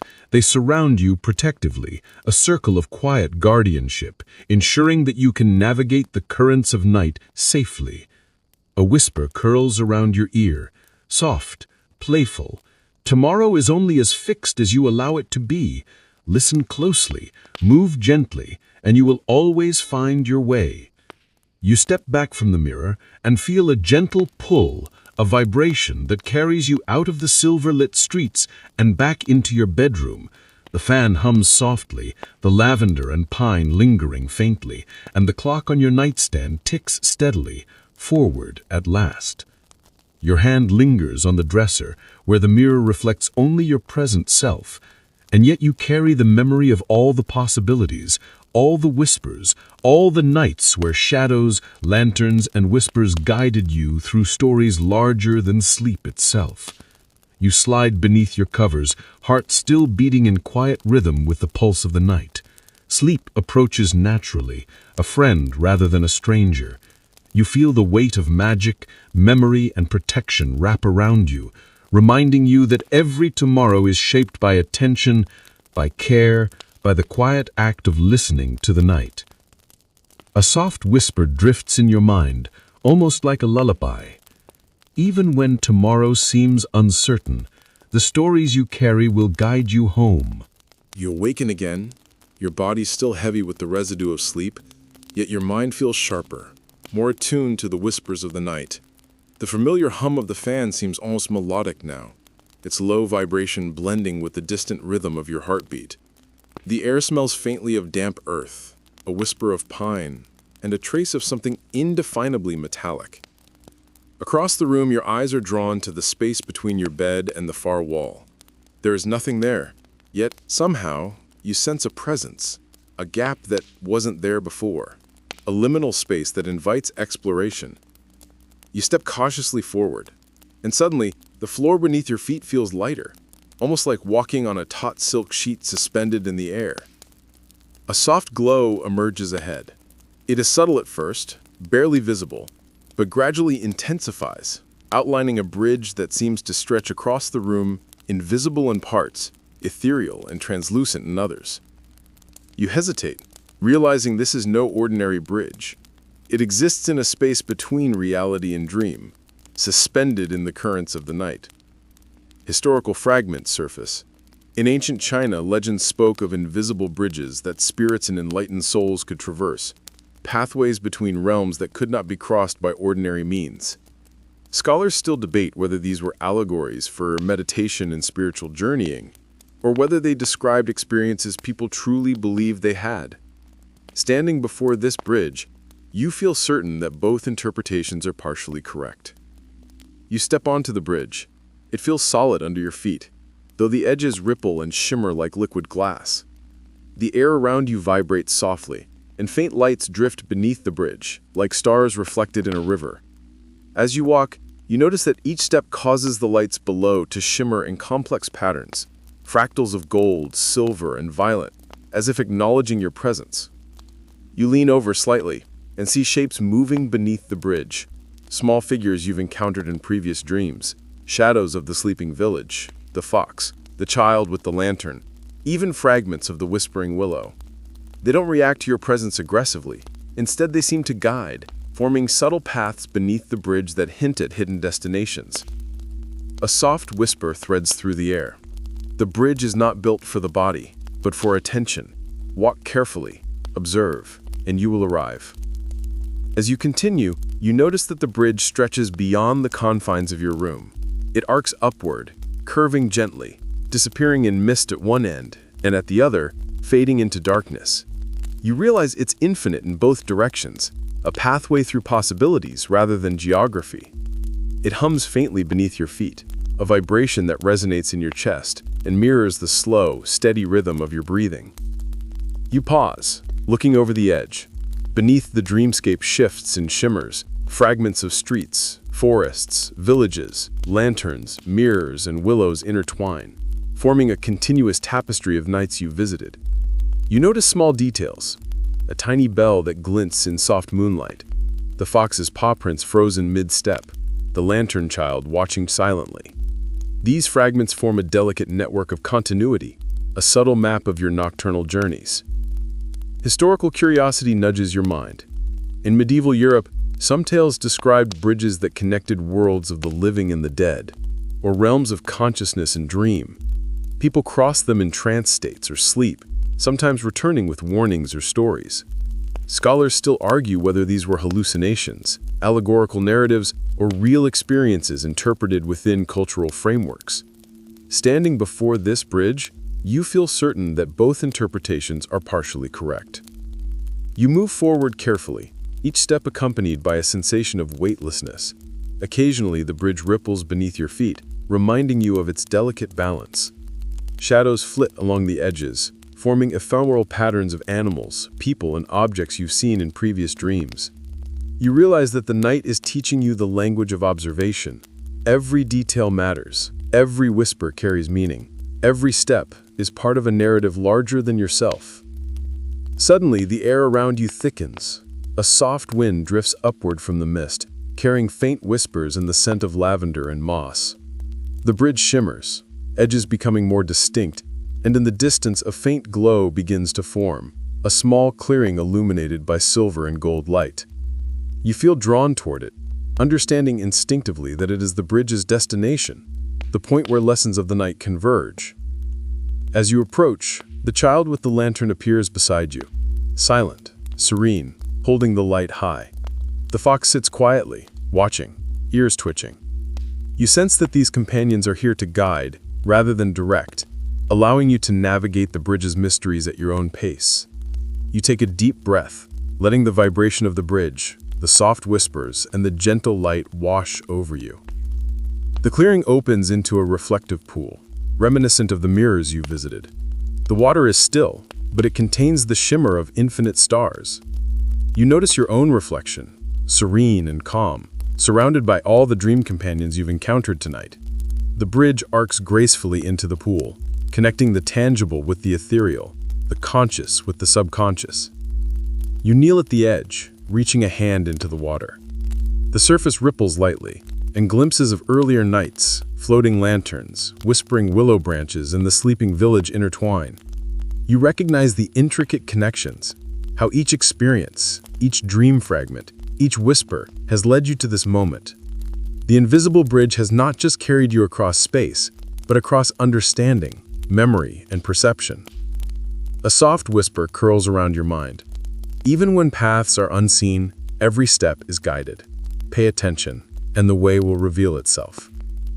You lay down on the bridge, feeling the soft vibration through your body. It's a gentle rocking, like being cradled between consciousness and sleep. The air is cool, the scents familiar, and the distant hum of the night blends with the steady pulse of your own heartbeat. You understand that the bridge is more than a passage. It is a place of reflection, a momentary sanctuary where time and space fold gracefully, allowing clarity and calm to coexist. A final whisper drifts across your thoughts. The invisible exists not to be feared, but to be understood. carry its lessons into waking and dreaming alike. You close your eyes, letting the vibrations, whispers, and presence of the child and the fox dissolve into the gentle rhythm of your pulse. Sleep gathers you into its arms, a companion patient and protective. The invisible bridge lingers in your mind, a memory of weightless steps across the boundaries of reality and dream. You awaken once more, but the night feels heavier now, as if the air itself remembers every step you've taken across invisible bridges, whispering willows, floating lanterns, and the eternal village. The fan hums gently, a background rhythm, but beneath it, you sense another pulse, slower, deliberate, almost like the heartbeat of time itself. Your gaze falls on an object in the corner of the room that you hadn't noticed before, a clock. Its face is ornate, brass-framed, and slightly tarnished with age. The hands move backward, slowly, deliberately, tracing a path opposite to what you have ever known. A chill snakes up your spine, but it is not unpleasant, more like the anticipation of a story unfolding, a narrative demanding your attention. Curious, you approach it. The closer you get, the more the room seems to stretch, elongate, and warp. The edges of your walls blur, corners bending as if drawn by invisible gravity. The air hums with faint vibrations, each tick of the clock resonating through your chest like an echo of something immense. Historical fragments surface in your mind. In 17th century Europe, mystics and clockmakers experimented with devices meant to reverse or suspend time. Some claimed these clocks could reveal hidden truths, showing moments that had already passed or glimpses of futures that might unfold. Scholars still argue whether these devices were symbolic, literal, or purely psychological experiments on perception. Standing here, staring at the backward-moving hands, you feel the weight of all these possibilities pressing softly into your awareness. As you reach out, the hands of the clock tick past your fingertips, vibrating faintly against your skin. With each rotation, the room subtly shifts. Shadows stretch and retract. Shapes of past dream companions appear and vanish. Fragments of the village, lanterns, the whispering willow, even the invisible bridge re-emerge in your peripheral vision. Time feels malleable, pliant, yet precise. Each backward tick both erasing and preserving memories in ways your conscious mind cannot fully grasp. You lean closer. In the glass of the clock face, your reflection looks different. Younger, older, a hybrid of versions you've encountered in mirrors and in the village. Your eyes seem to hold centuries of knowledge, flickering with the soft glow of insight, wonder, and gentle apprehension. Each tick of the backward clock ripples across your vision, revealing tiny details you would have otherwise missed. The soft drift of dust motes, the faint glimmer of stars that shouldn't exist in your room, and the faint outline of a fox sitting serenely in the corner. The room stretches further, and suddenly you are no longer confined. The backward-moving clock has opened a corridor of time, a spiral staircase ascending into past nights, past dreams, and memories you did not know were yours. You step forward cautiously, feeling the vibration of each tick resonate in your chest. The whispers of the night accompany you, soft, instructive, guiding you along the spiral staircase. You notice details along the walls of this temporal corridor, framed images of the floating lanterns, sketches of the whispering willow, reflections of the mirrors that once revealed tomorrow. Each step backward is also a step deeper into understanding, a lesson in observation, patience, and attention. You recognize the child with the lantern, the fox, and fragments of the sleeping village recurring along the spiral staircase. Continuity once again folds across dimensions. A soft whisper curls around your thoughts. Time is fluid. What you see is not lost, and what is lost may yet guide you. Observe carefully, and you will understand.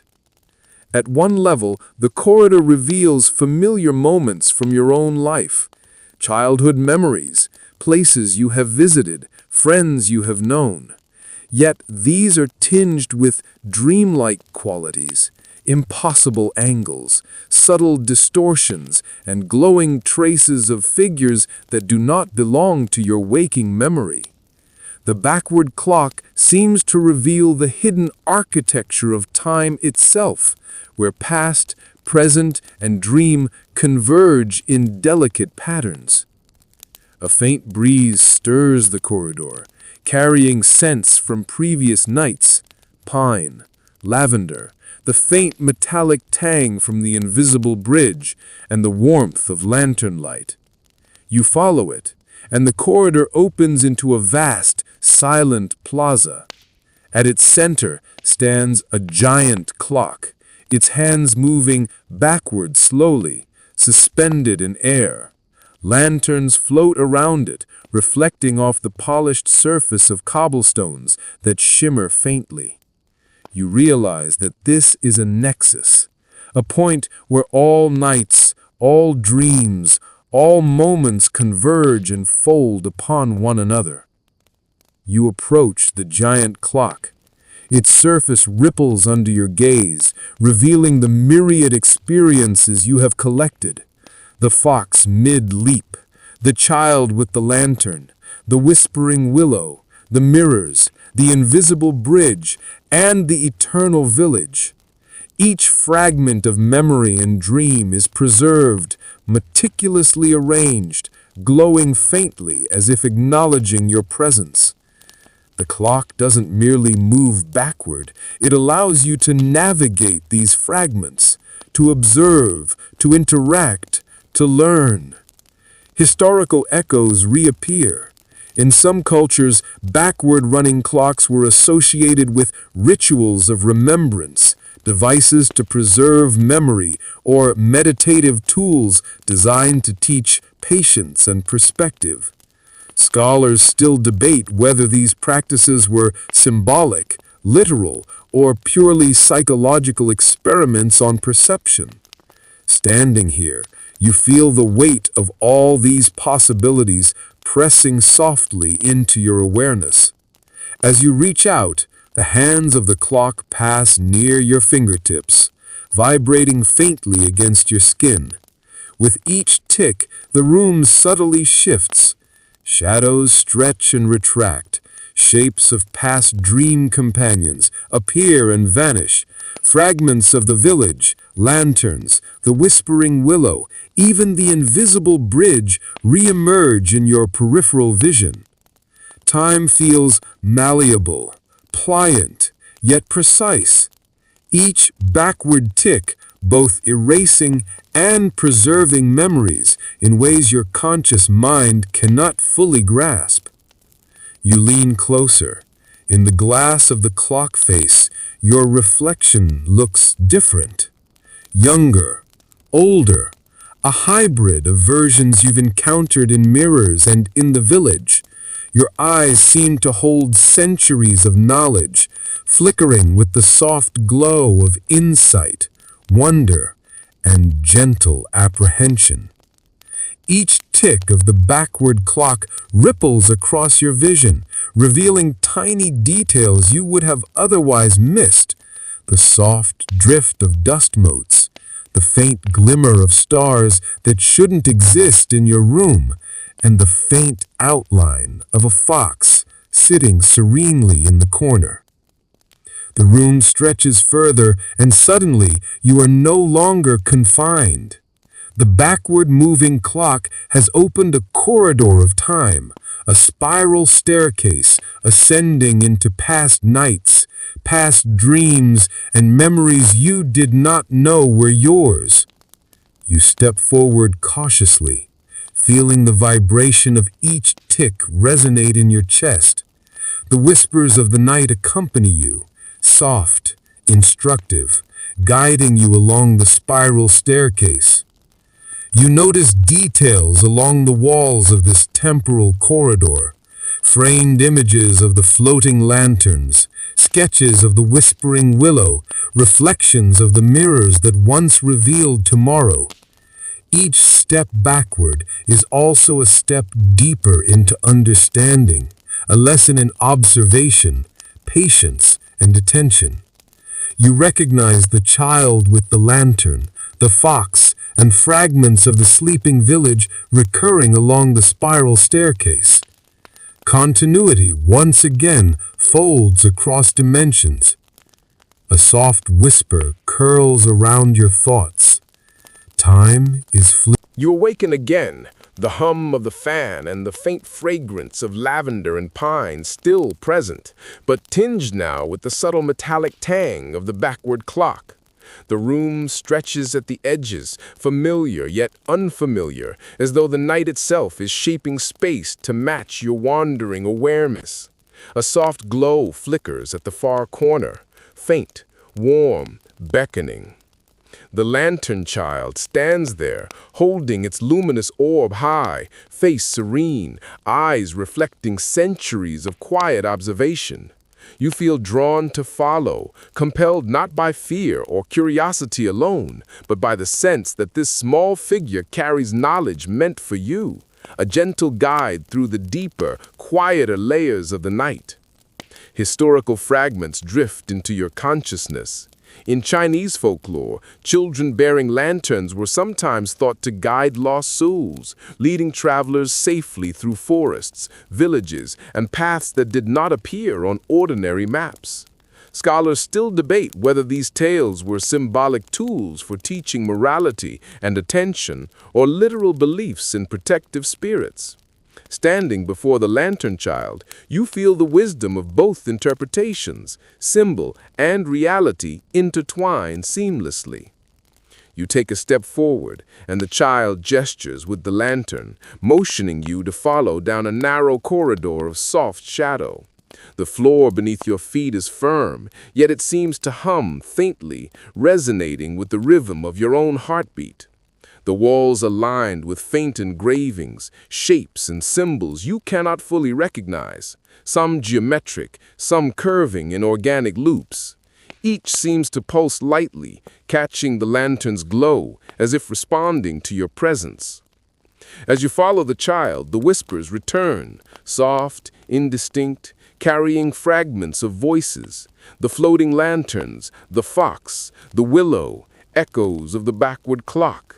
These voices form a gentle chorus that seems to teach without instruction, guiding you along the path without speaking directly.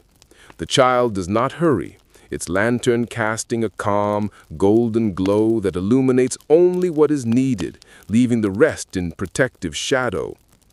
You notice a small doorway on your left, almost hidden in shadow. The child glances briefly toward it, then returns its gaze to you.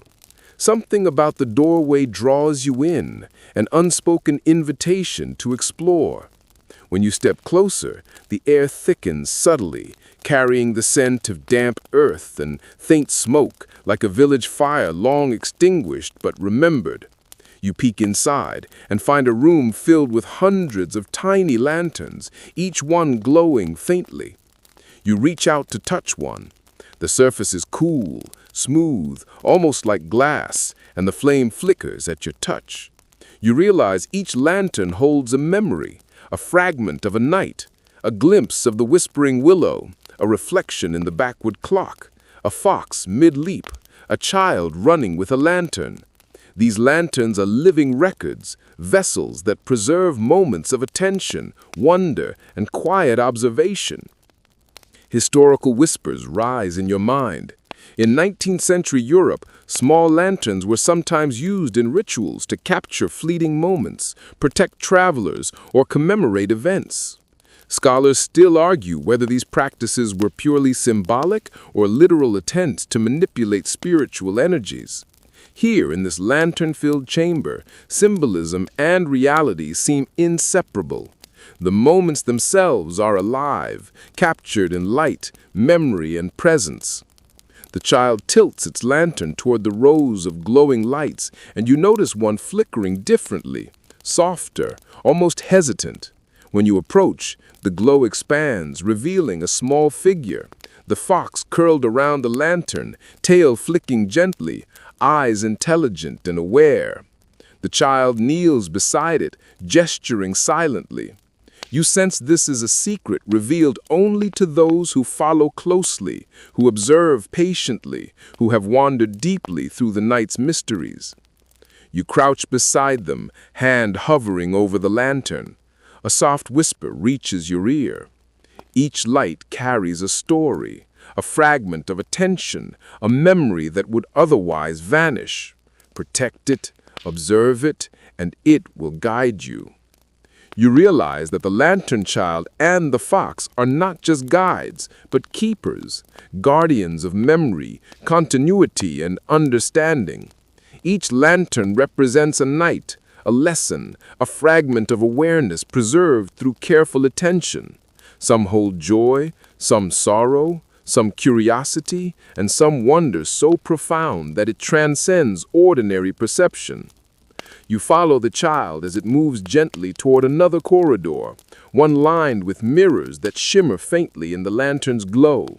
Each reflection shows not only yourself, but the moments captured in the lanterns: the whispering willow, the invisible bridge, the backward clock, the floating lanterns, and the eternal village.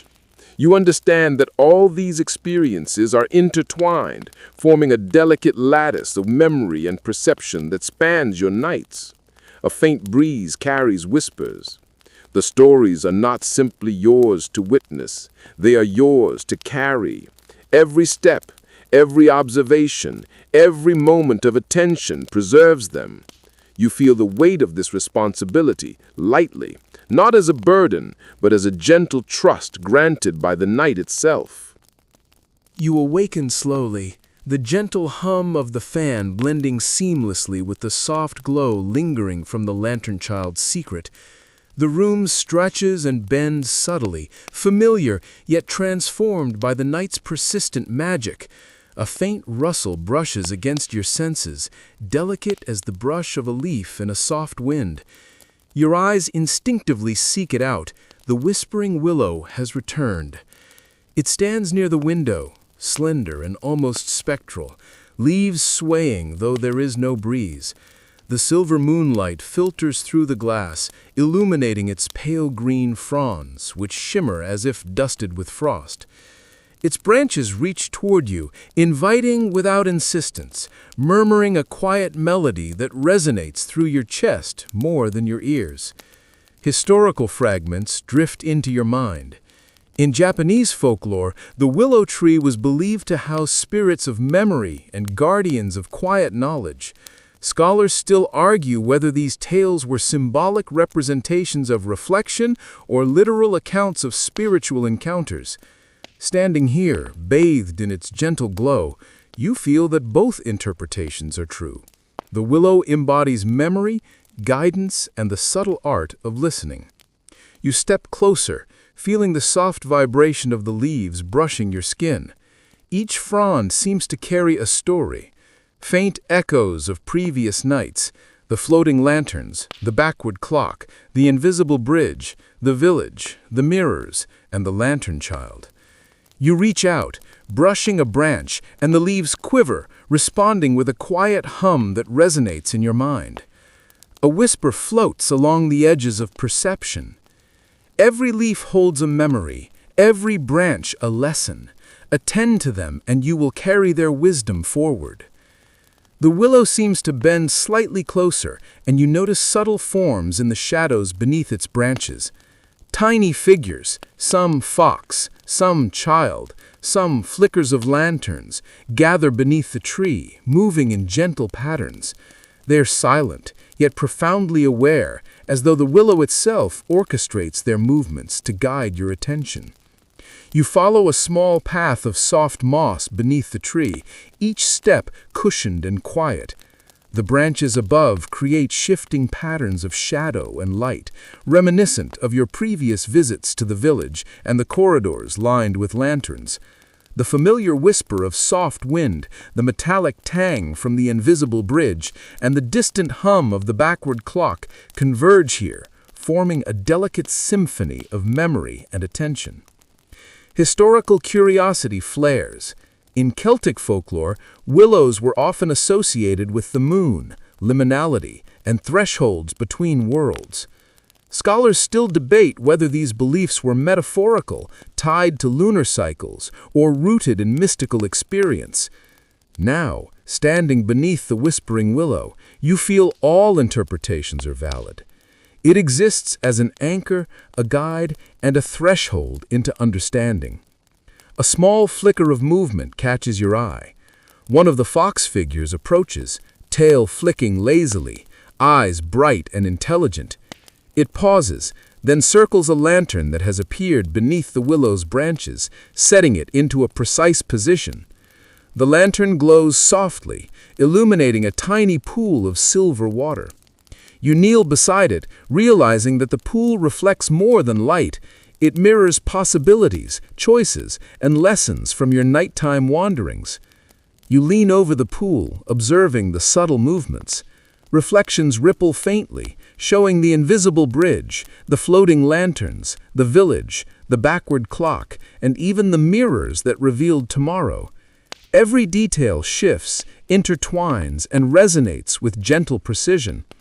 You sense that the willow is orchestrating this convergence, providing a space where memory, observation, and attention merge. A soft breeze carries whispers, almost melodic. All that you have encountered converges here.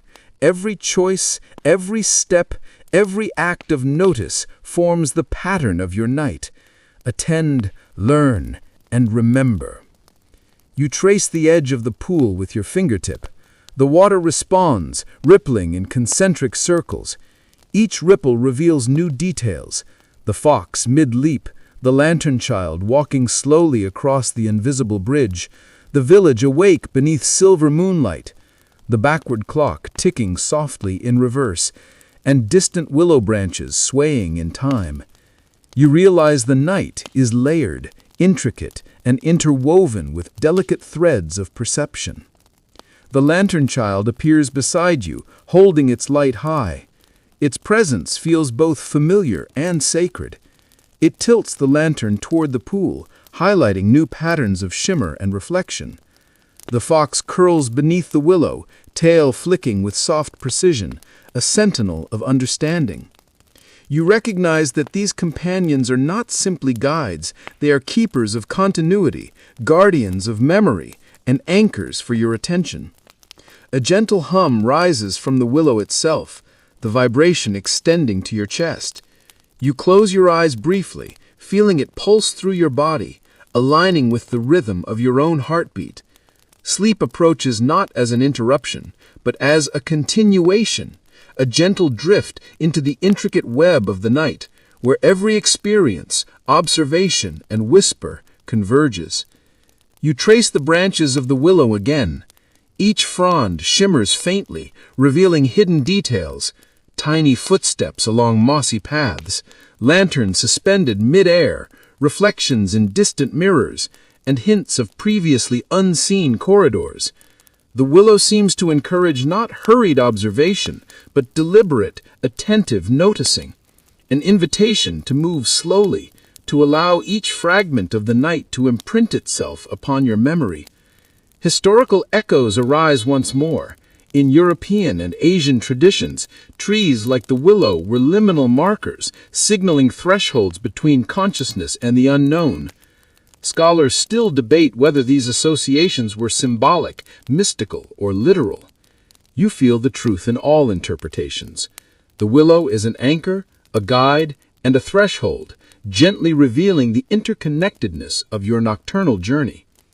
The child with the lantern kneels beside the pool, gesturing silently. You follow the gesture, realizing that the pool now holds a reflection of your current self, calm, aware, and attentive. Surrounding this reflection are all your companions, the fox, the floating lanterns, fragments of the village, glimpses of the mirrors, and the backward clock. You feel a deep sense of continuity and protection, as though the night itself wraps around you, keeping you safe within its rhythm. A final whisper curls softly into your consciousness. Even as you drift, remember the lessons of the willow: patience, attention, and gentle awareness. Carry them into your nights and your days alike.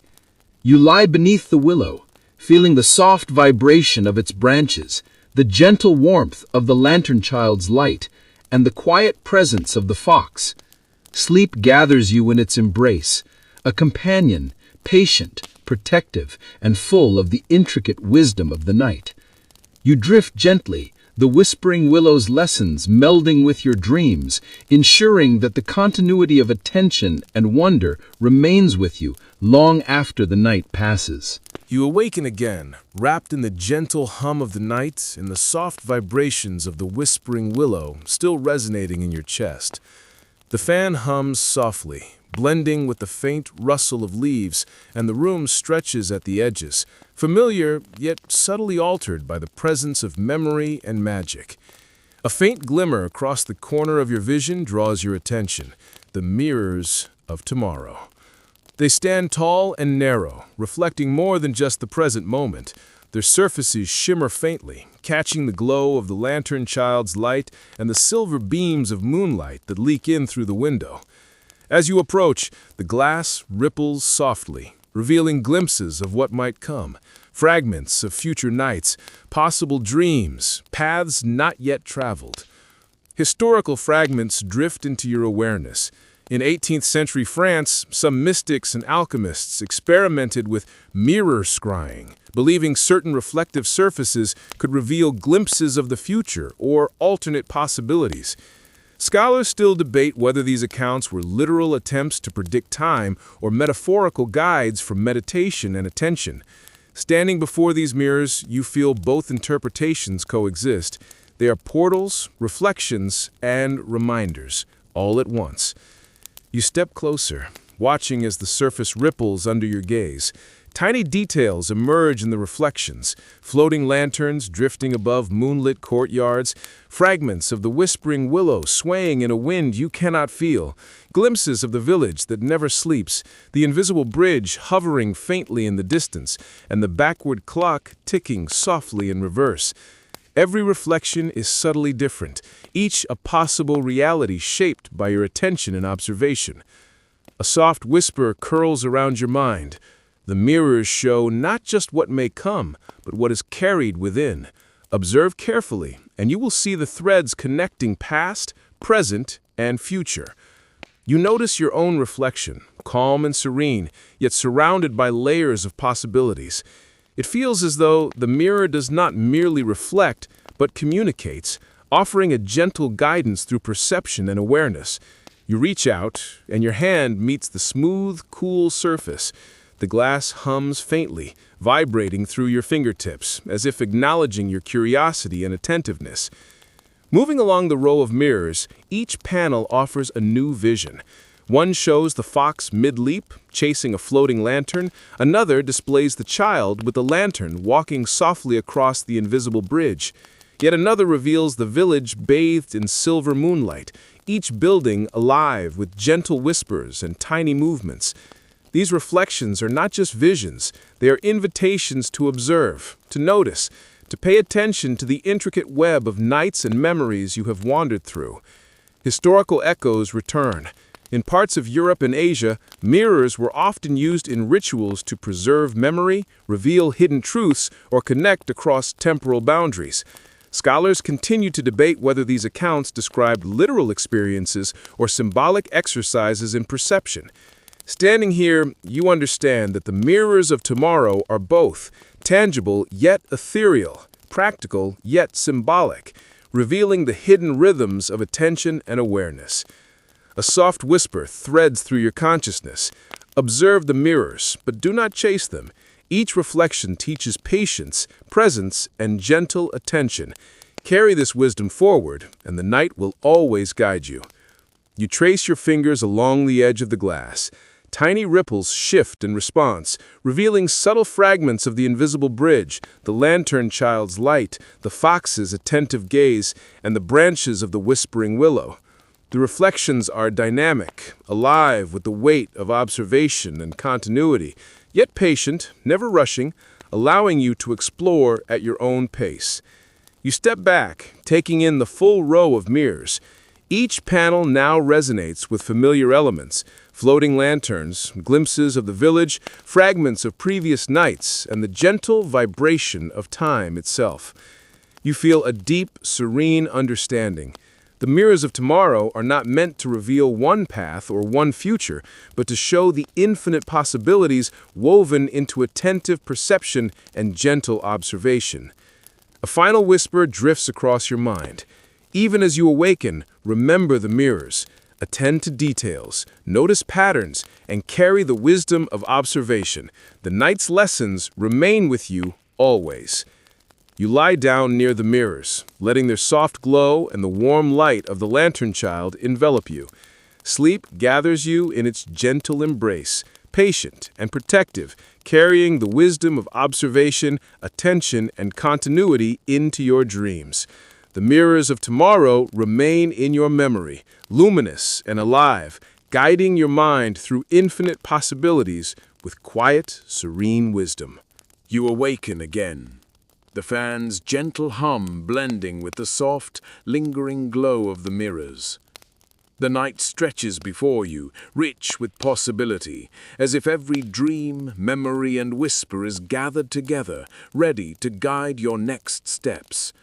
Faint flickers of light dance along the edges of the room, drawing your gaze. The floating lanterns have returned.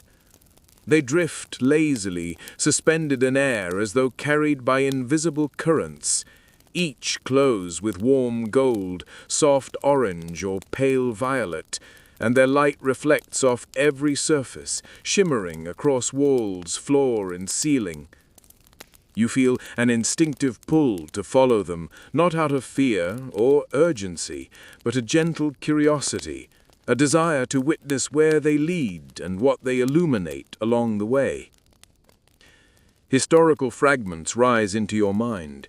In parts of Asia, floating lanterns were historically used to guide spirits, honor the deceased, and preserve memory. Scholars still debate whether these practices were primarily symbolic, spiritual, or intended to teach mindfulness and reflection.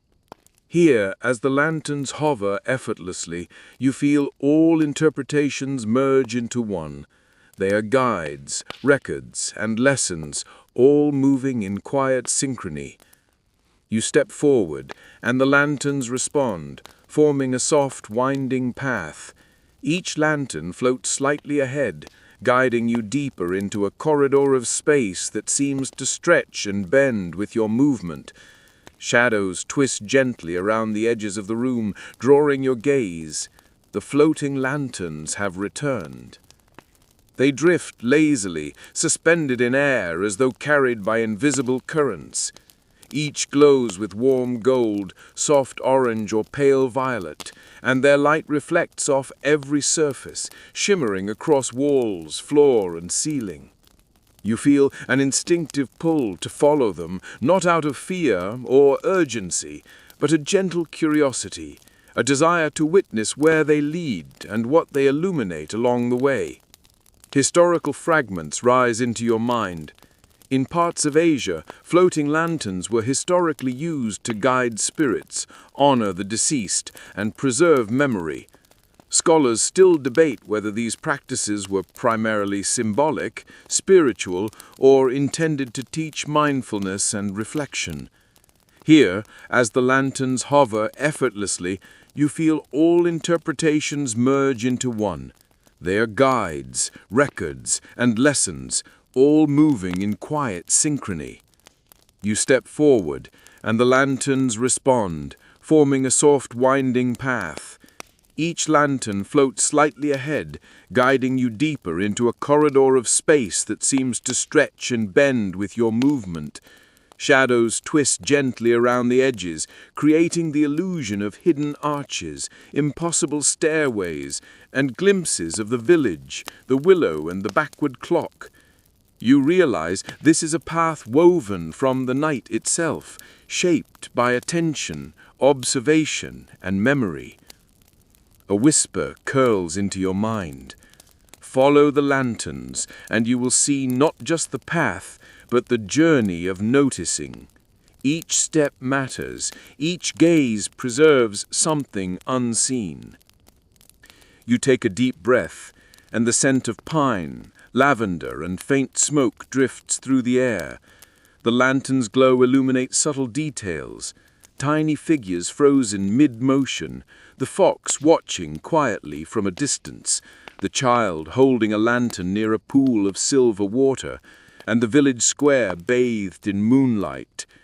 These glimpses are not static, they shimmer, shift, and interact, a living tableau of memory, attention, and continuity. You continue along the lantern path. Some float higher, some lower, creating gentle undulations in your trajectory. Tiny motes of light drift lazily in their wake, resembling fireflies or fragments of the night itself. The fox occasionally flicks its tail as if signaling you to notice subtle details, a shadow stretching unusually, a reflection shimmering faintly, a distant bridge hovering impossibly. Observation becomes both active and meditative. The lanterns do not simply guide, they teach. Historical fragments weave into your awareness again. In Southeast Asia, floating lantern festivals were often conducted during periods of reflection or mourning, designed to honor past experiences while illuminating paths forward. Scholars continue to debate whether their spiritual significance or social function predominated. Here, walking beneath these floating lights, you feel that the lanterns fulfill both purposes. They guide, illuminate, and preserve while inviting quiet introspection and mindfulness. A gentle whisper carries more words. Observe the lanterns, the fox, the child, and the spaces between. Each step along this path preserves memory and attention, shaping the night in subtle ways. You nod silently, absorbing the wisdom without words. Each step becomes deliberate, slow, conscious. You notice every flicker, every shadow, every pulse of light, realizing that the journey itself is as important as any destination.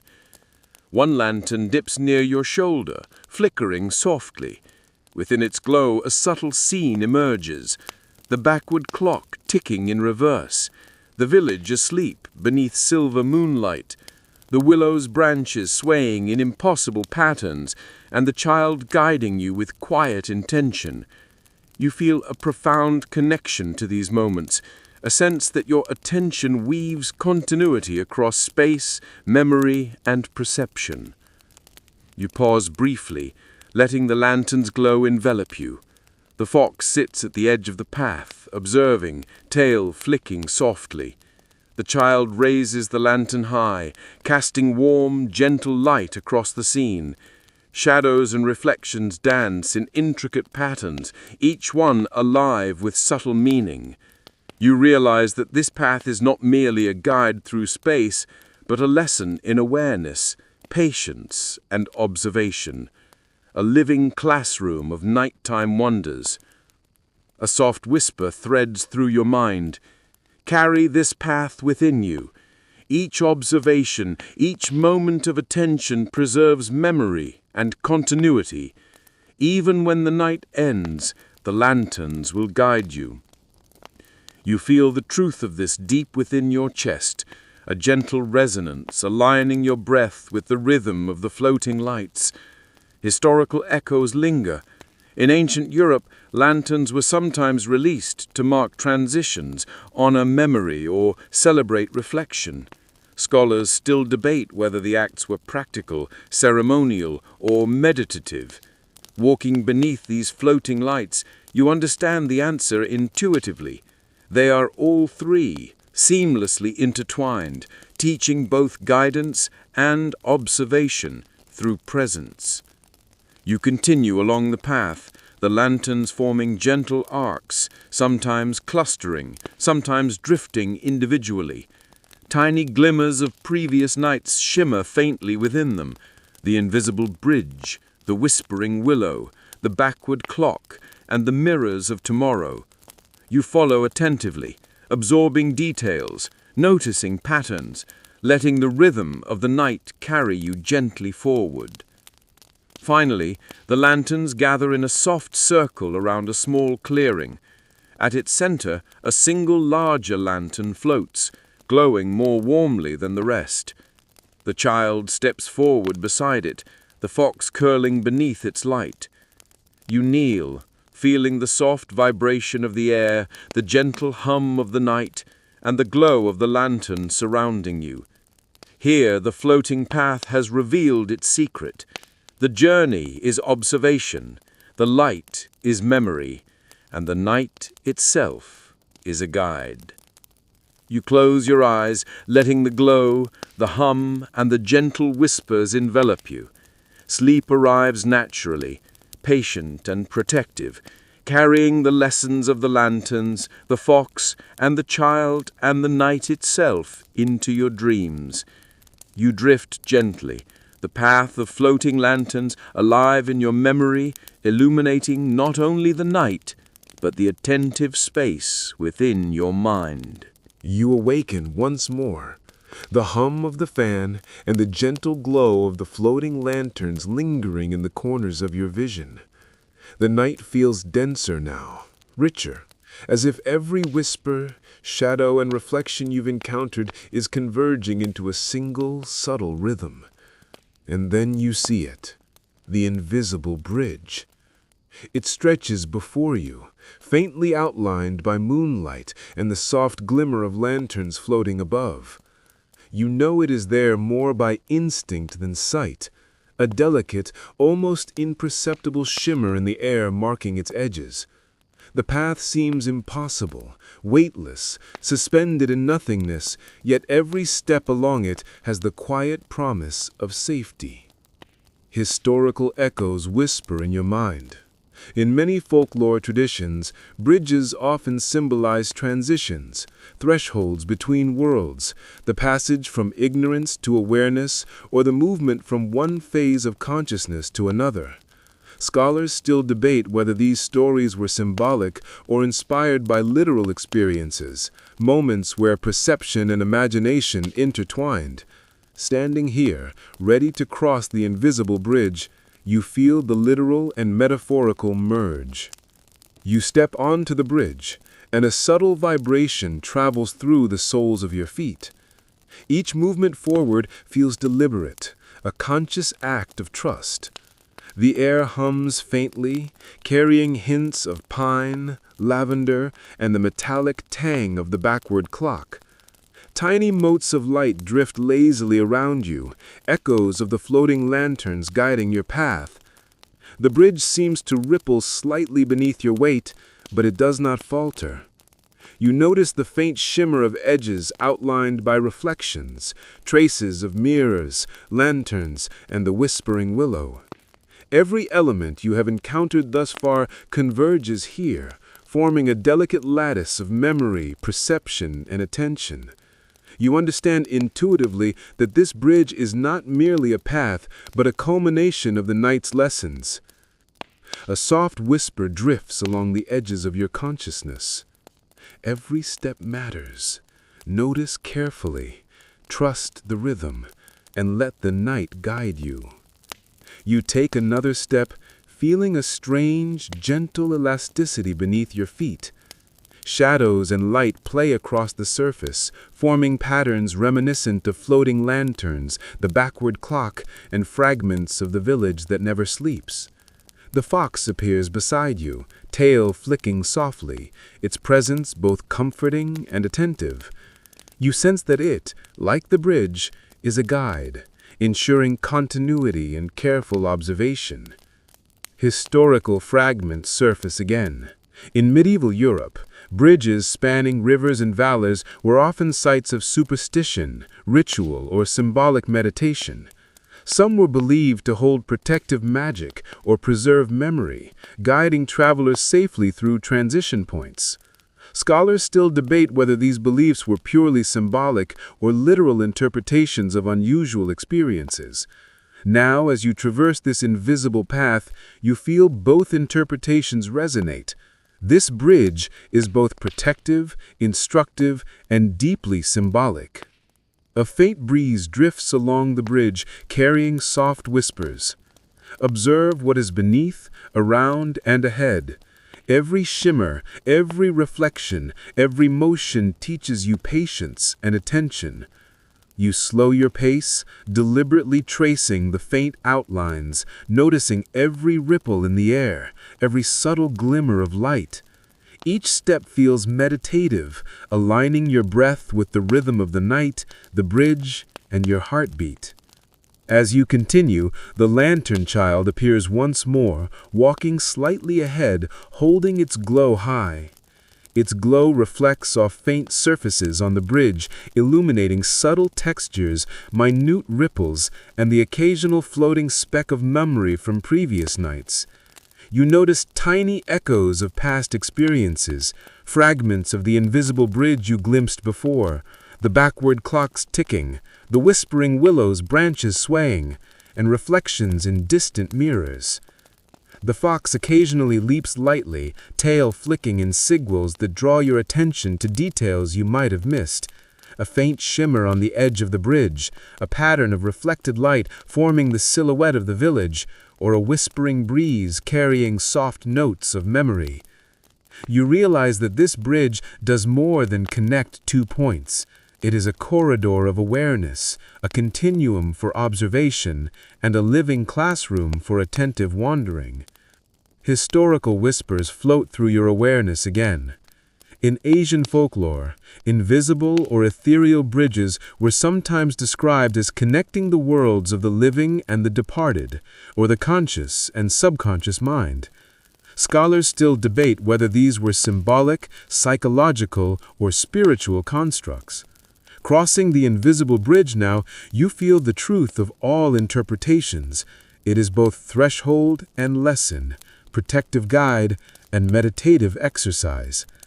The lantern child pauses at the center of the bridge, holding its glow steady. The fox curls near its feet, tail flicking gently. You realize the bridge is alive with subtle vibrations.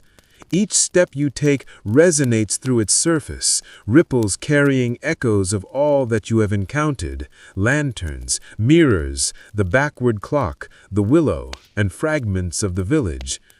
The night seems to breathe along with you, wrapping its rhythm around every movement. A soft, instructive whisper drifts along the bridge. Trust the rhythm, observe the details, and carry the lessons forward. Each step preserves continuity, each glance records memory. You nod, feeling a profound sense of calm, presence, and attentive awareness. The bridge is no longer just a path, it is a teacher, revealing that even the unseen and intangible can guide, protect, and instruct.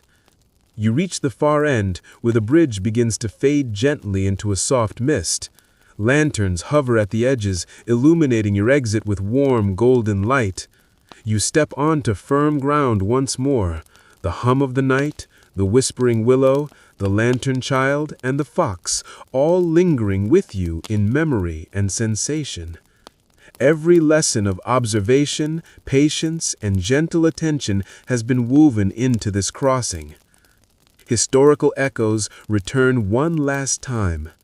Bridges have always symbolized transition, continuity, and attention to detail across cultures worldwide. Scholars continue to debate their literal versus symbolic significance. As you step away from the invisible bridge, you realize the answer is inherent.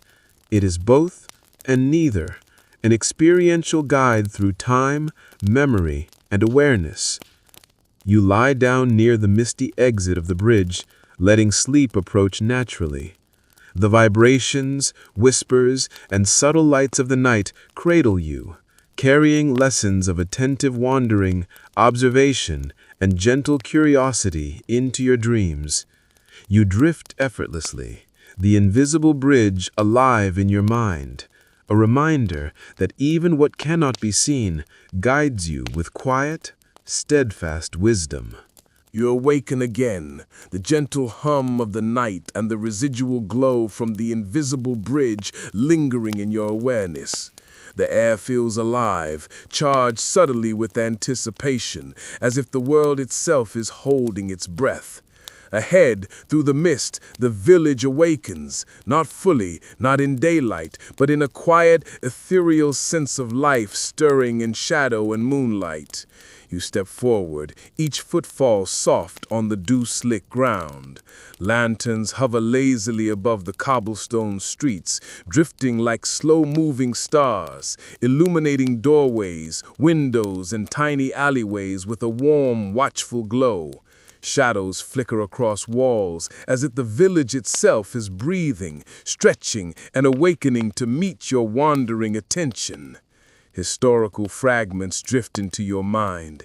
In medieval Europe, villages were often considered living communities not only of humans but of spirits and memories, with folklore suggesting that every home and street had a guardian or echo of past lives. Scholars still debate whether these beliefs were rooted in superstition, symbolic narrative, or experiential observation. Standing here, you feel both truth and metaphor entwined. The village is alive in memory, myth, and perception. You wander down the main street, the lanterns guiding your path with gentle precision. Tiny details emerge with each step.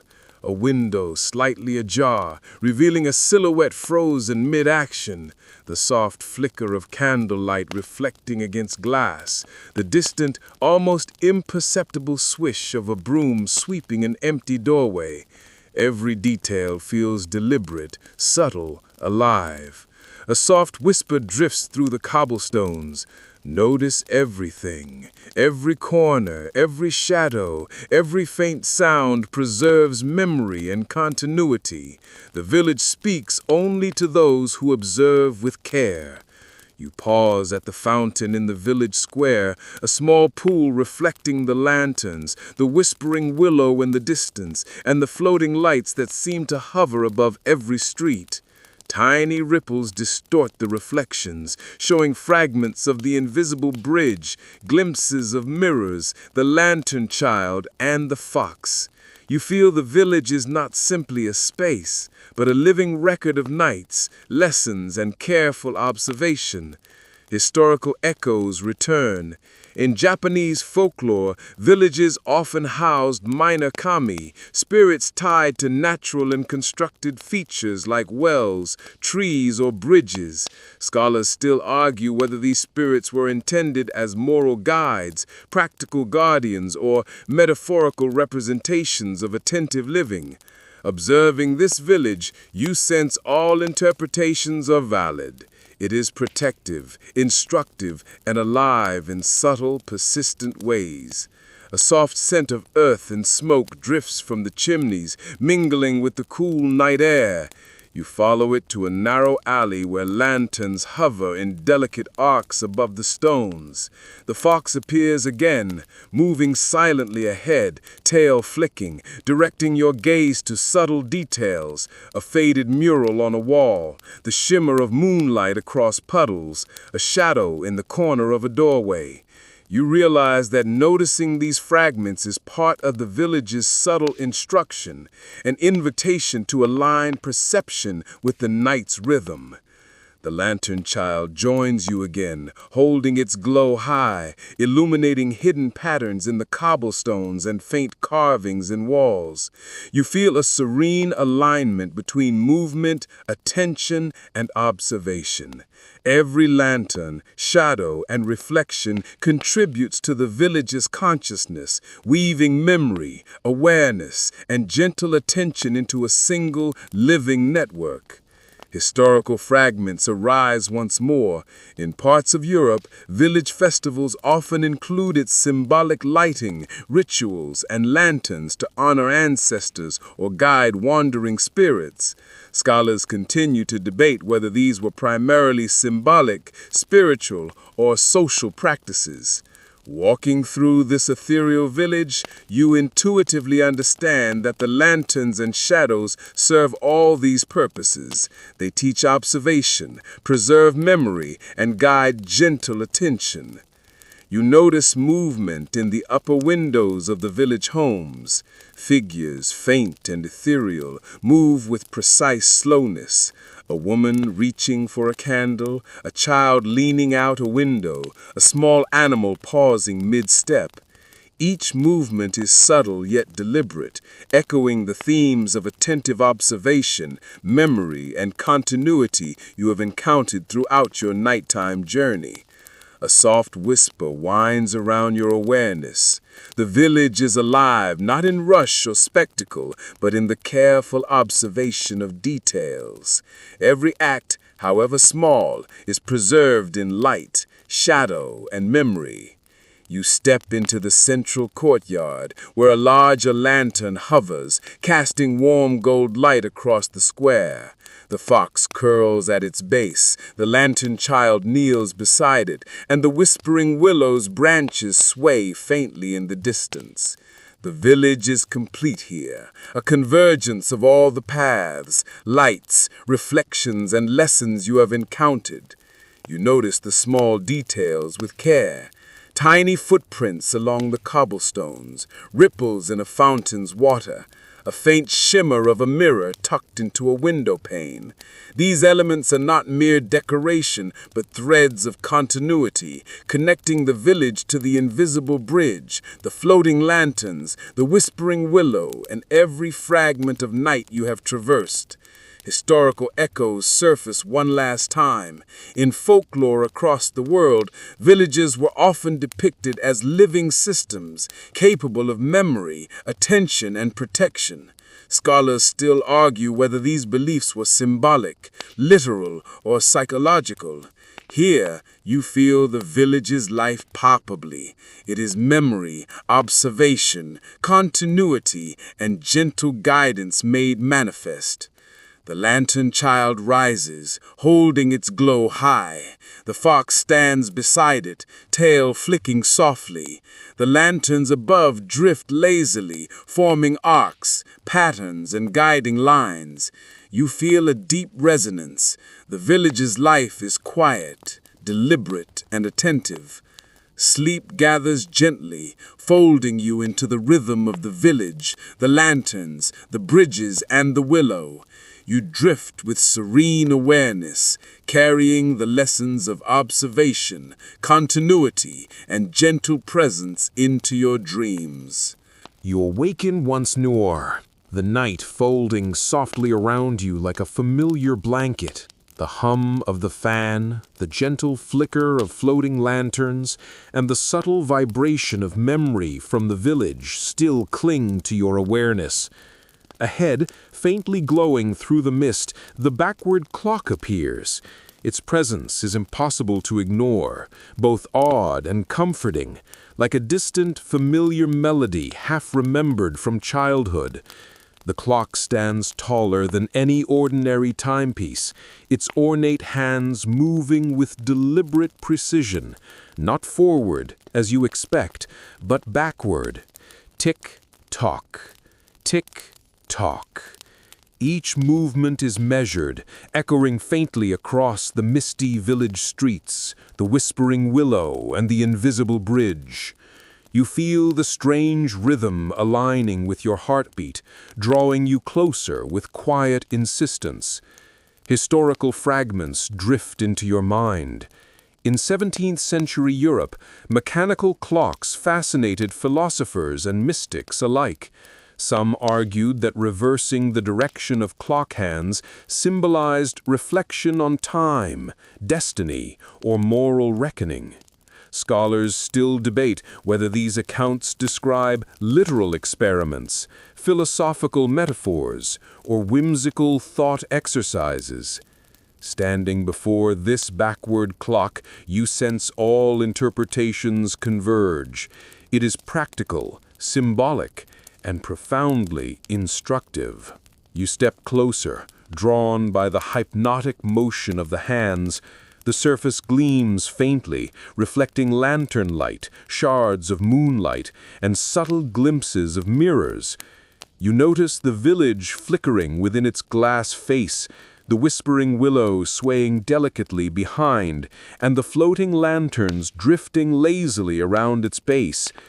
The backward movement is not disorienting, but calming, creating a rhythm that encourages attentive observation rather than haste. A soft whisper curls along the edges of your awareness. Time flows not only forward, but in patterns waiting to be noticed.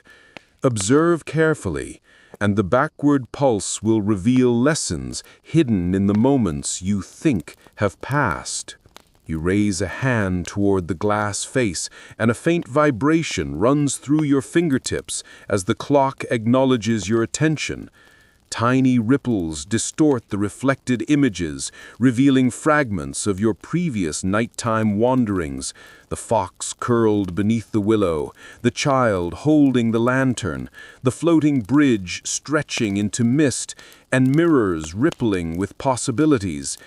Each fragment resonates in subtle ways, as if the backward movement of time preserves memory rather than erases it. Historical echoes return.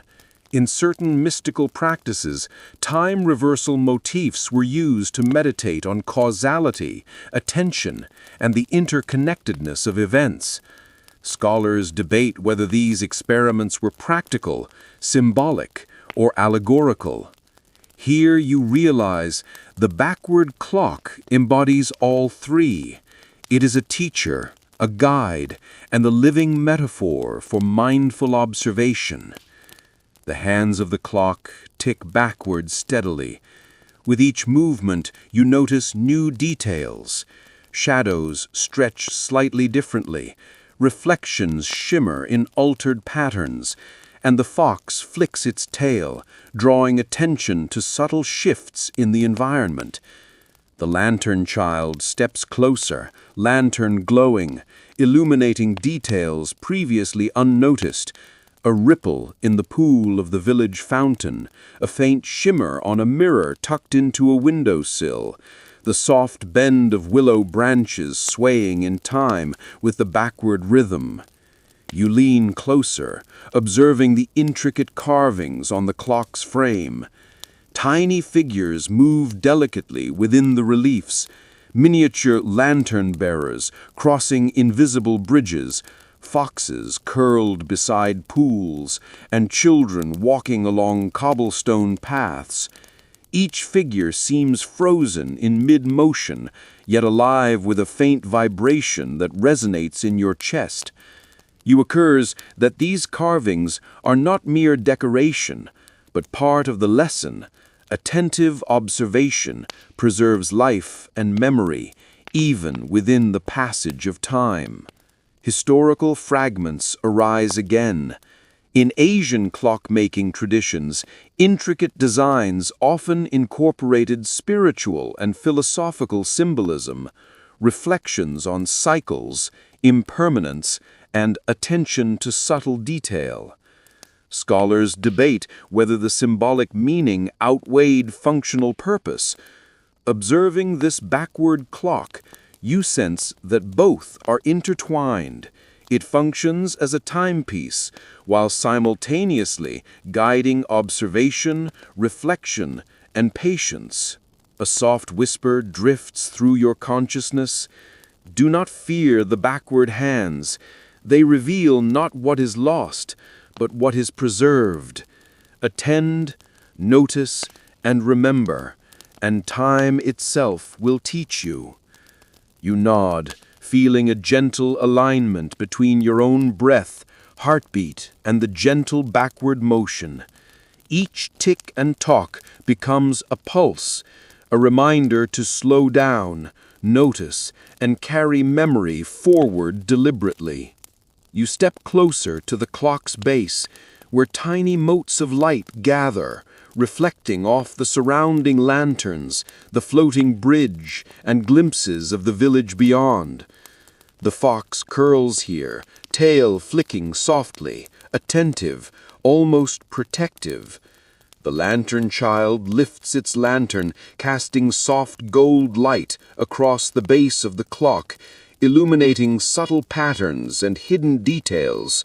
A ripple in the pool of the village fountain, a faint shimmer on a mirror tucked into a windowsill, the soft bend of willow branches swaying in time with the backward rhythm. Historical echoes whisper softly. In medieval and early modern Europe, public clocks were often central to village life, but mystics and scholars also explored them as symbols of continuity, reflection, and observation. Scholars debate whether these interpretations were widely recognized or esoteric. Standing here, observing the backward clock and its reflections, you feel the symbolism and practical guidance entwined seamlessly. You trace the edges of the clock with your fingers. The carvings vibrate subtly, and the reflections shimmer in response, revealing a living tableau of nighttime wonders, the village awaking slowly beneath lantern glow, fragments of the invisible bridge stretching into mist, the whispering willows swaying softly, and the floating lanterns drifting along deliberate arcs. Each element resonates with the rhythm of the backward clock, weaving memory, observation, and continuity together. The soft whisper returns. Notice carefully, for every backward tick preserves a moment, a memory, a lesson. Carry this rhythm with you into sleep, into dreams, and into waking life. You breathe slowly, letting each pulse align your awareness with the gentle backward motion. Sleep edges closer, patient, protective, and aware, wrapping you in the soft glow of the clock, the lanterns, and the night itself. A final observation emerges. The backward clock does not reverse events, but preserves the essence of experience. Every detail, every flicker of light, every ripple in a mirror, every sway of a willow branch, all are captured and honored. You feel a deep sense of continuity, as though the night has become a living record, each element guiding attention, memory, and gentle awareness. You lie down near the clock, letting its steady backward tick resonate through your body. The fox curls beside you, the lantern child kneels with quiet glow, and the village, the invisible bridge, and the whispering willow all linger in memory and sensation. Sleep gathers around you, patient, protective, and instructive, carrying the lessons of time, attention, and gentle observation into your dreams. The backward clock strikes on, alive in your mind, guiding your consciousness with quiet wisdom. You awaken again, cocooned in the lingering hum of the fan and the soft glow of lanterns, mirrors, and the backward clock. The night feels dense and tactile, like velvet brushing against your consciousness. Ahead, a familiar figure emerges, the whispering willow, its branches swaying gently as though in response to a silent breeze that only you can feel. Beneath it, whispers ripple softly across the ground, inviting you to draw near. You step closer, the dew-kissed grass yielding softly beneath your feet. The willow's branches drape over you like protective curtains, filtering the soft glow of lanterns into fractured patterns across the ground. Tiny motes of light drift lazily within the shaded space, reflecting fragments of the floating lanterns, the invisible bridge, and mirrors of tomorrow. Each shimmer seems to carry a whisper, barely audible yet profoundly present, like echoes of forgotten stories or memories half remembered. Historical fragments surface in your mind. In Celtic folklore, sacred trees were often considered repositories of memory, wisdom, and the voices of spirits long departed. Scholars still debate whether these accounts represent literal spiritual experiences, metaphorical storytelling, or early attempts to understand consciousness. Standing beneath the willow now, you sense all interpretations converge. The tree is a guardian, a teacher, and a silent recorder of time and observation.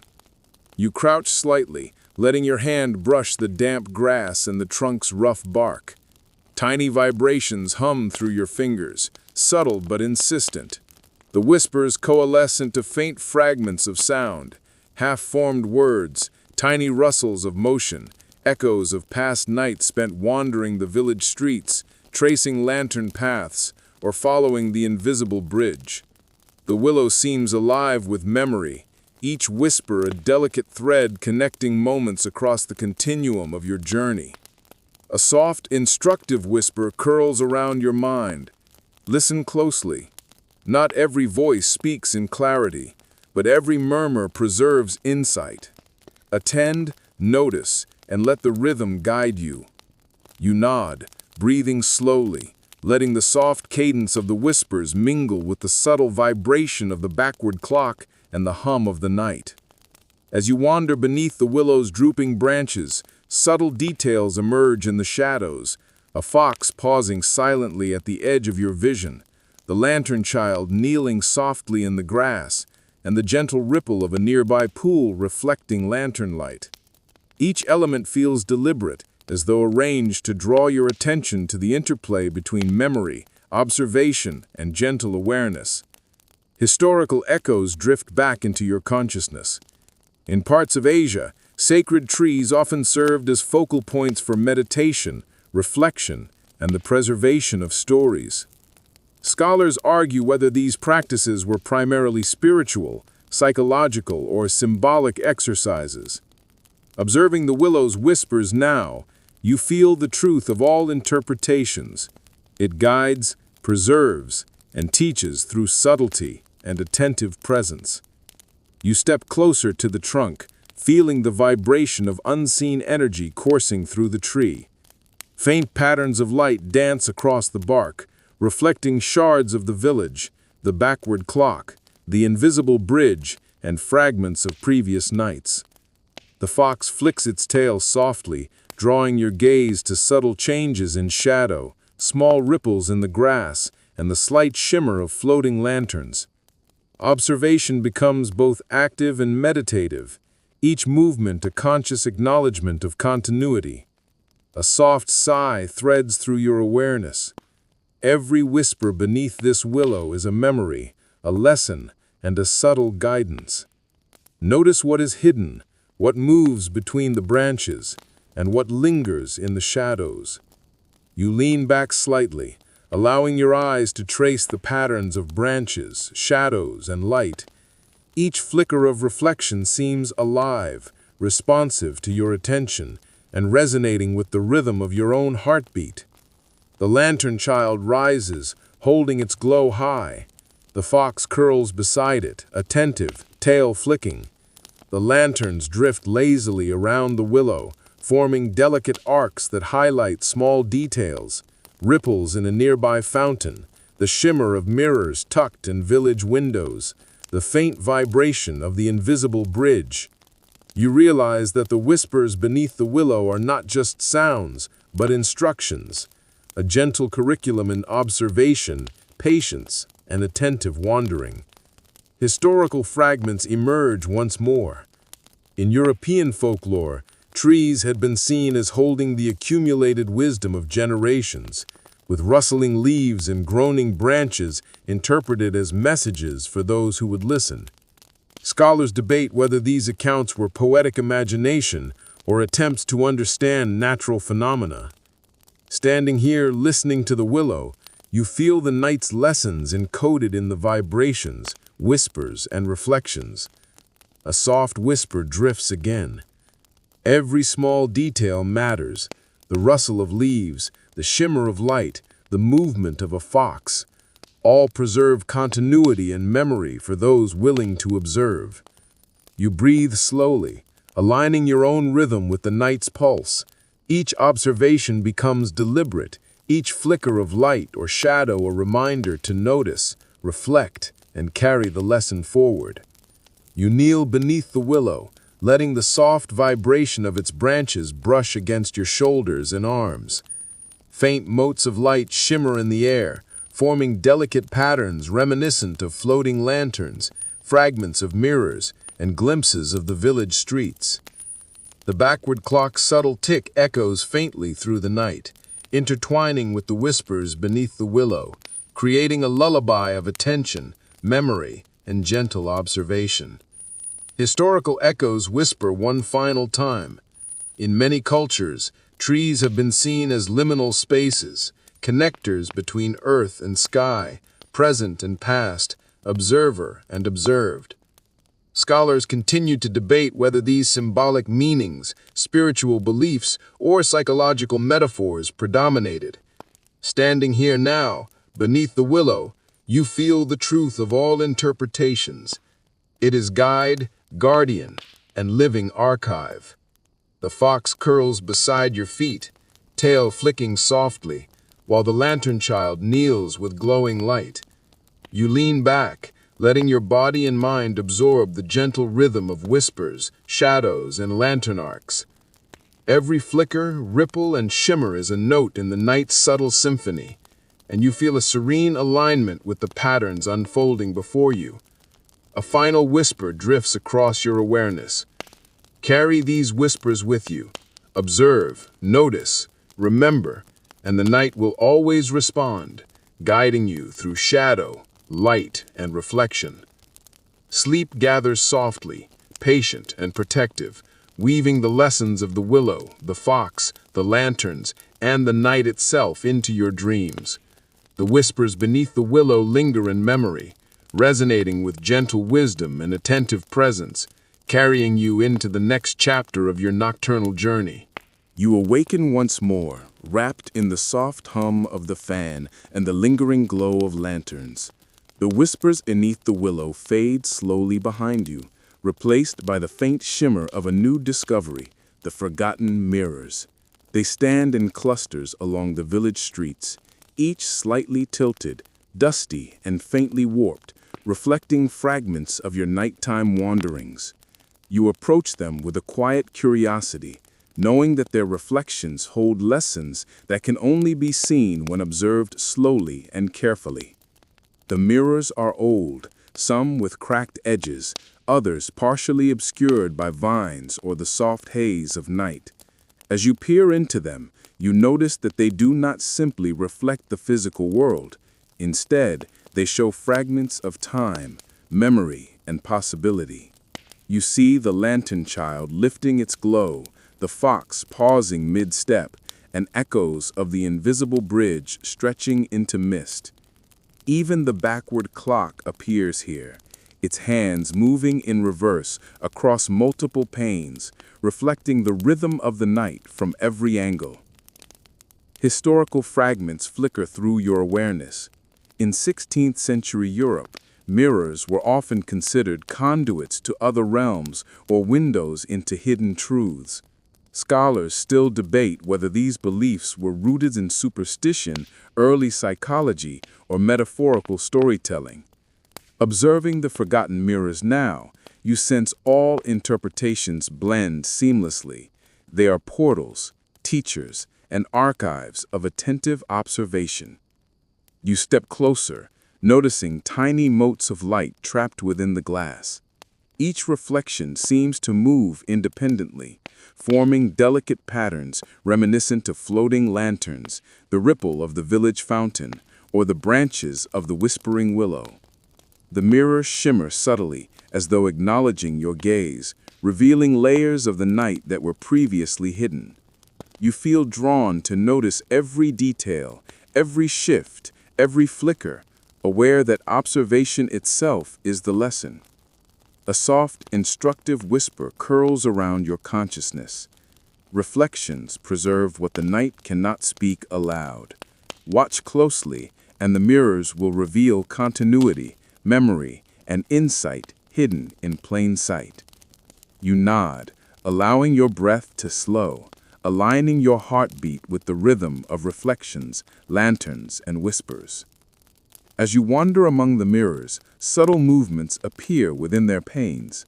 The fox's tail flicks in one reflection, while it rests in another. The lantern child lifts its lantern in multiple frames simultaneously.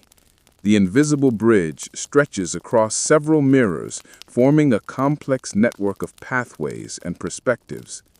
You notice the backward clock reflected repeatedly, hands ticking in reverse in harmony with the subtle vibrations of the night. Each fragment reinforces the lesson. Time, memory, and observation are interwoven in delicate and intricate patterns. Historical echoes drift into your mind. In Japanese and Chinese folklore, mirrors were often used for divination, reflection, and contemplation, believed to capture aspects of the soul or preserve transient moments. Scholars still debate whether these beliefs were symbolic, spiritual, or psychological. Now, observing the forgotten mirrors, you feel the combined truth. They are simultaneously practical, symbolic, and profoundly instructive. You step closer to one mirror, hand hovering above its surface. The glass shimmers faintly, responding to your attention. Within the reflection, you see subtle distortions, the lanterns forming arcs overhead, ripples in puddles, the sway of willow branches, and the faint vibration of the invisible bridge.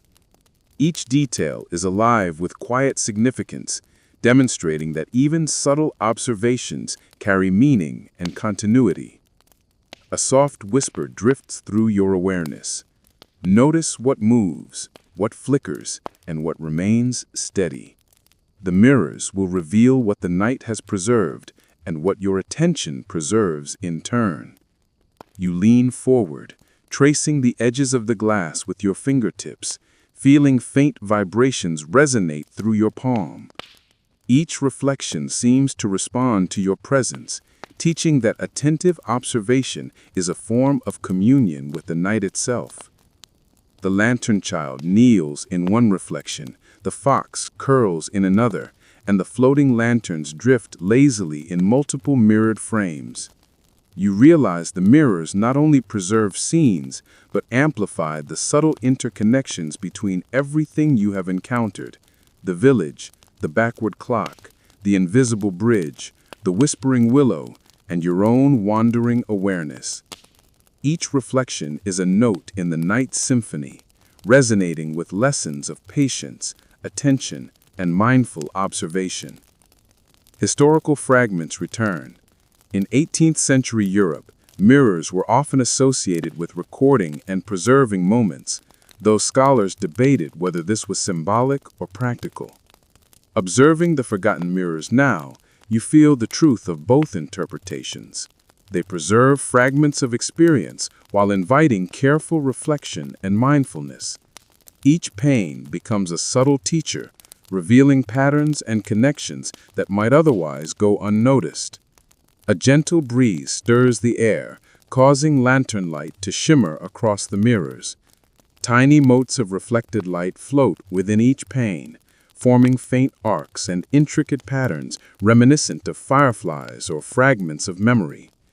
You notice that subtle shifts in perspective reveal previously unseen details: the ripple of the village fountain, a shadow moving just beyond your vision, or the backward hands of the clock ticking in gentle reverse.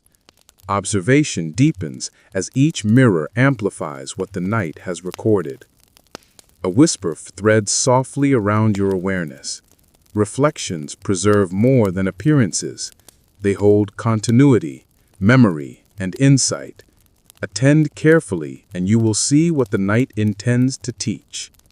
You slow your breath, letting the shimmer of the mirrors, the gentle sway of the willow, and the floating lanterns all converge into a meditative rhythm that aligns with your heartbeat. You step back, observing the cluster of mirrors as a collective whole.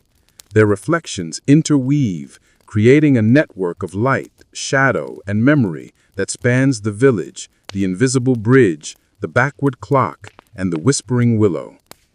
You realize that the mirrors are not just passive surfaces, but active participants in the night, preserving and amplifying every lesson, every observation, and every subtle detail. The lantern child rises, holding its glow high, casting light across the mirrors. The fox curls at its base, tail flicking softly, attentive.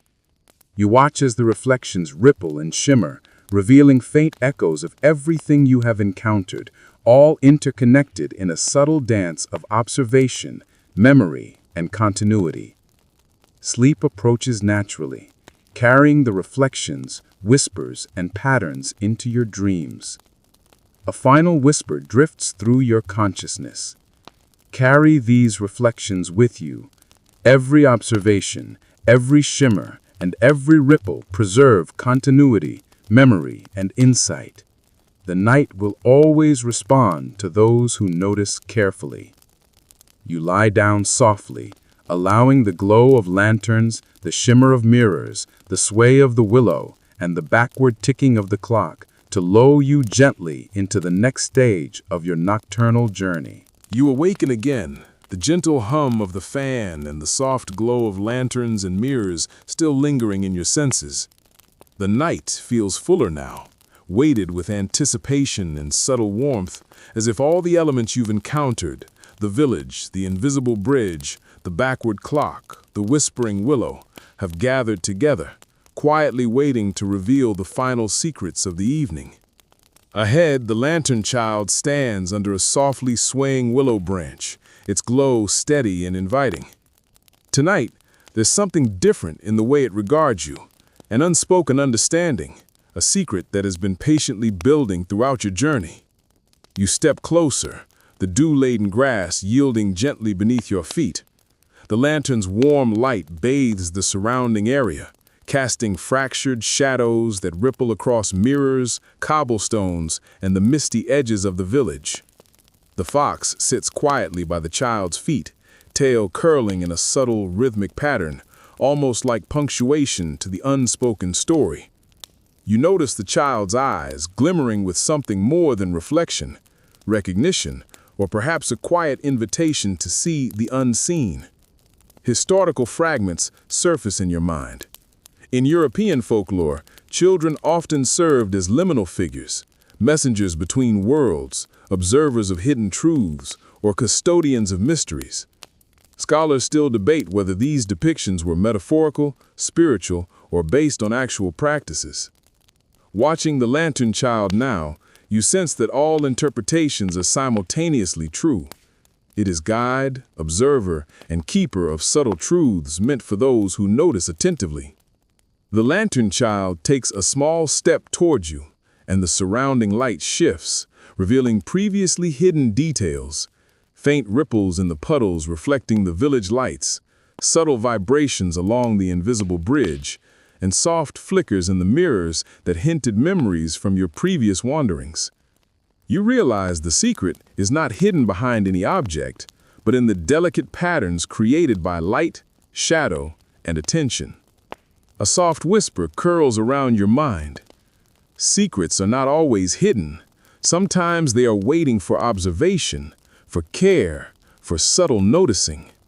Follow closely, and the pattern will reveal itself. You slow your breath, aligning your heartbeat with the rhythm of the night. Each gentle sound, Each subtle shift in light becomes a note in the symphony of attentive observation, preparing you for the revelation the lantern child carries. The child kneels suddenly, tilting the lantern toward the ground. A faint arc of light forms a delicate trail that leads toward a small, hidden alcove beneath the willow. You follow cautiously, aware of each movement, each step resonating with the rhythm of observation that the night has taught you. The fox pads silently ahead, tail flicking in subtle guidance, ensuring that you notice every fragment of the unfolding secret. Historical echoes surface again. In Japanese and Chinese myths, small children often acted as guides through liminal spaces, forests, bridges, or sacred grounds, where attention to detail determines safety and understanding. Scholars continue to debate whether these depictions were purely symbolic, spiritual, or based on actual practices. Standing here, watching the lantern child reveal a hidden path, you sense the integration of both interpretations, metaphor, guidance, and experiential truth, intertwined. The alcove beneath the willow contains a small pool of water, rippling faintly despite the absence of wind. The lantern child holds its glow over the surface, revealing subtle reflections, glimpses of the village, echoes of the invisible bridge, the backward clock, the whispering willow, and even fragments of your own prior movements. The reflections seem alive, pulsing softly, almost breathing in rhythm with your own heartbeat. You understand that this is the secret. Attentive observation transforms ordinary moments into layered, meaningful experiences, revealing connections invisible to the hurried eye. A soft whisper drifts along the edges of your awareness. See what is reflected. Notice what moves and recognize what has been preserved. The night holds its secrets not in hiding, but in patient attention. You nod, letting each fragment of light, reflection, and shadow imprint on your mind, feeling a profound resonance in the rhythm of quiet observation. The lantern child raises the lantern slightly, and suddenly the mirrors nearby shimmer collectively, revealing a network of subtle reflections across the village. You notice that each mirror now contains a small echo of the lantern child's movement, the fox's tail flicking, and the ripple of water. These layers overlap, creating a living tableau of observation, memory, and gentle awareness. You realize that the child's secret is not just a hidden location or object, but the ability to perceive interconnectedness, to see patterns, continuity, and quiet relationships among all elements of the night. Historical fragments reappear. In medieval European gardens and Japanese sacred grounds, light, reflection, and water were often orchestrated to teach observation, meditation, and awareness. Scholars debate whether these practices were primarily spiritual, symbolic, or practical. Here, beneath the willow, watching the lantern child's careful demonstration, you sense the truth of all interpretations. The environment itself becomes a teacher, guiding attention and preserving memory. The fox nudges you gently with its head, directing your gaze to subtle ripples in the water pool. Each wavelet carries reflections of the invisible bridge, floating lanterns, and the backward clock. The child tilts the lantern again, emphasizing details previously unseen. Faint shadows, delicate reflections, and tiny shifts in the ambient light. You lean closer, noting the interplay between reflection, light, and movement, understanding that this is the culmination of your journey's lessons, attentive observation, subtle noticing, and the quiet preservation of experience. A soft, instructive whisper curls around your consciousness. The secret is in attention. Observe what moves, what shifts, and what persists. Each moment holds layers of understanding waiting to be recognized. You slow your breath, aligning your mind with the mind of the night. Each gentle sound, each subtle shift in light becomes a note in the symphony of attentive observation, preparing you for the revelation the lantern child carries. The lantern child stands, lifting its glow high. The fox curls at its feet, tail flicking rhythmically as the floating lanterns drift slowly around the pool.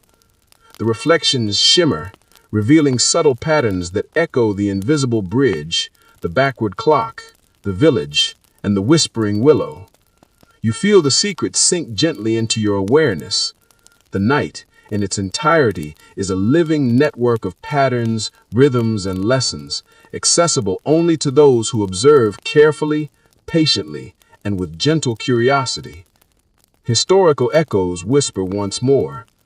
Across cultures, children and youth are often depicted as guides through liminal spaces where attention, perception, and subtle noticing are essential. Scholars debate whether these depictions are symbolic, spiritual, or practical. Here, watching the lantern child now, you recognize the integration of all interpretations, guide, observer, and keeper of the night's subtle truths. A final whisper drifts through your awareness. Carry this understanding with you. Observe patiently, notice attentively, and the patterns of the night will always guide you. You lie down softly, letting the lantern child's glow, the fox's presence, and the shimmer of reflections cradle your consciousness. Sleep gathers gently, protective and instructive, carrying the secret of attentive observation into your dreams, ensuring that every lesson of the night, subtle, delicate, and layered, remains alive within you. You awaken once more, cocooned in the residual warmth of the fan's hum and the lantern glow. The invisible bridge has faded behind you. The whispering willow's branches sway faintly in memory, and the mirror's reflections ripple gently in your mind. Tonight feels like a culmination, the threads of observation, reflection, and subtle magic converging into one final embrace. Ahead, the village spreads quietly, its cobblestones glimmering with soft dew, lanterns drifting lazily, and the fox curled nearby, tail flicking rhythmically in quiet punctuation. The lantern child stands with its soft glow, an unspoken acknowledgement that you are ready for the night's final lesson. You step forward, feeling the soft pulse of the night under your feet. Each step resonates with the rhythm you've absorbed over countless hours of wandering, the backward ticking of the clock, the whispers beneath the willow, the delicate shimmer of mirrors, and the gentle arcs of floating lanterns. Every element feels alive, a living orchestra of subtle cues teaching you the art of attention, the preservation of memory, and the quiet joy of noticing the extraordinary in the mundane. Historical fragments surface once more.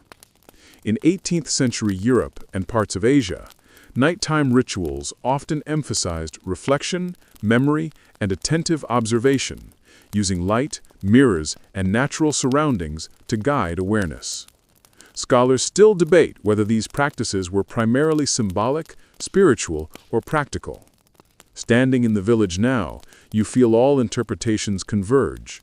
The environment itself has been a teacher, and you have been both pupil and participant in its living curriculum. The fox rises and pads softly ahead, leading you toward a small square where all the lanterns converge. Their arcs form a gentle canopy, reflecting faintly in the dew-kissed cobblestones and the village fountain.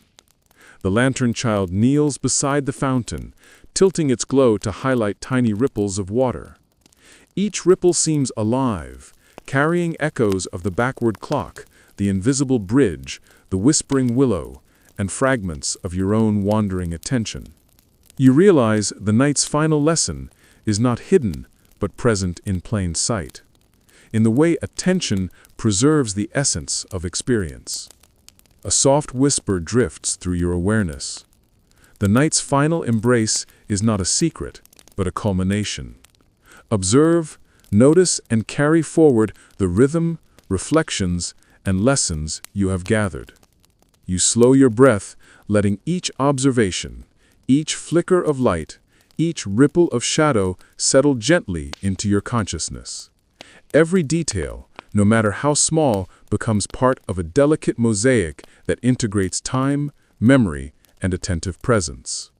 You kneel beside the fountain, letting your fingers trace faint ripples in the water. The mirrors surrounding the square shimmer subtly, reflecting lantern arcs, the backward clock, and glimpses of the invisible bridge. Every reflection is alive, preserving memory, attention, and subtle connection. You feel a gentle alignment between your consciousness and the night itself, as if the world is humming in quiet appreciation of your attentiveness. A final whisper drifts into your awareness. The night's final embrace is complete. Observe, notice, and carry these fragments forward. The lessons are not in hiding, but in attentive presence and patient awareness.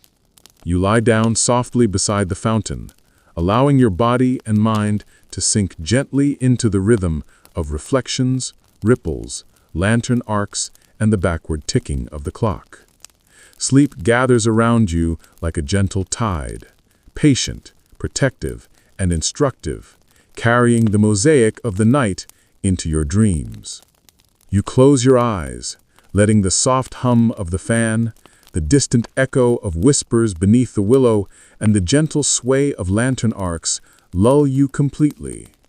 The fox curls closer, tail brushing softly against your arm, and the lantern child's glow dims to a gentle pulse, rhythmically reminding you of attentive observation, subtle noticing, and the preservation of memory.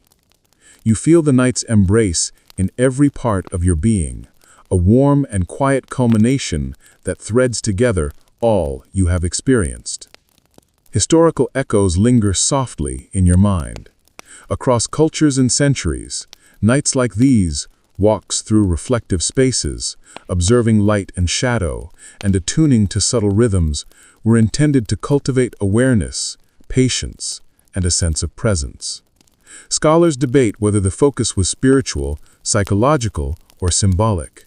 Now, lying beneath the gentle glow of lanterns and reflections, you feel the totality of the night's curriculum, a seamless combination of symbolism, practical teaching, and subtle wonder. A final whisper-soft voice threads through your consciousness. Sleep now. Carry the night's lessons with you. Every ripple, shadow, reflection, and subtle vibration is preserved. You are part of this rhythm, and it will guide you in dreams.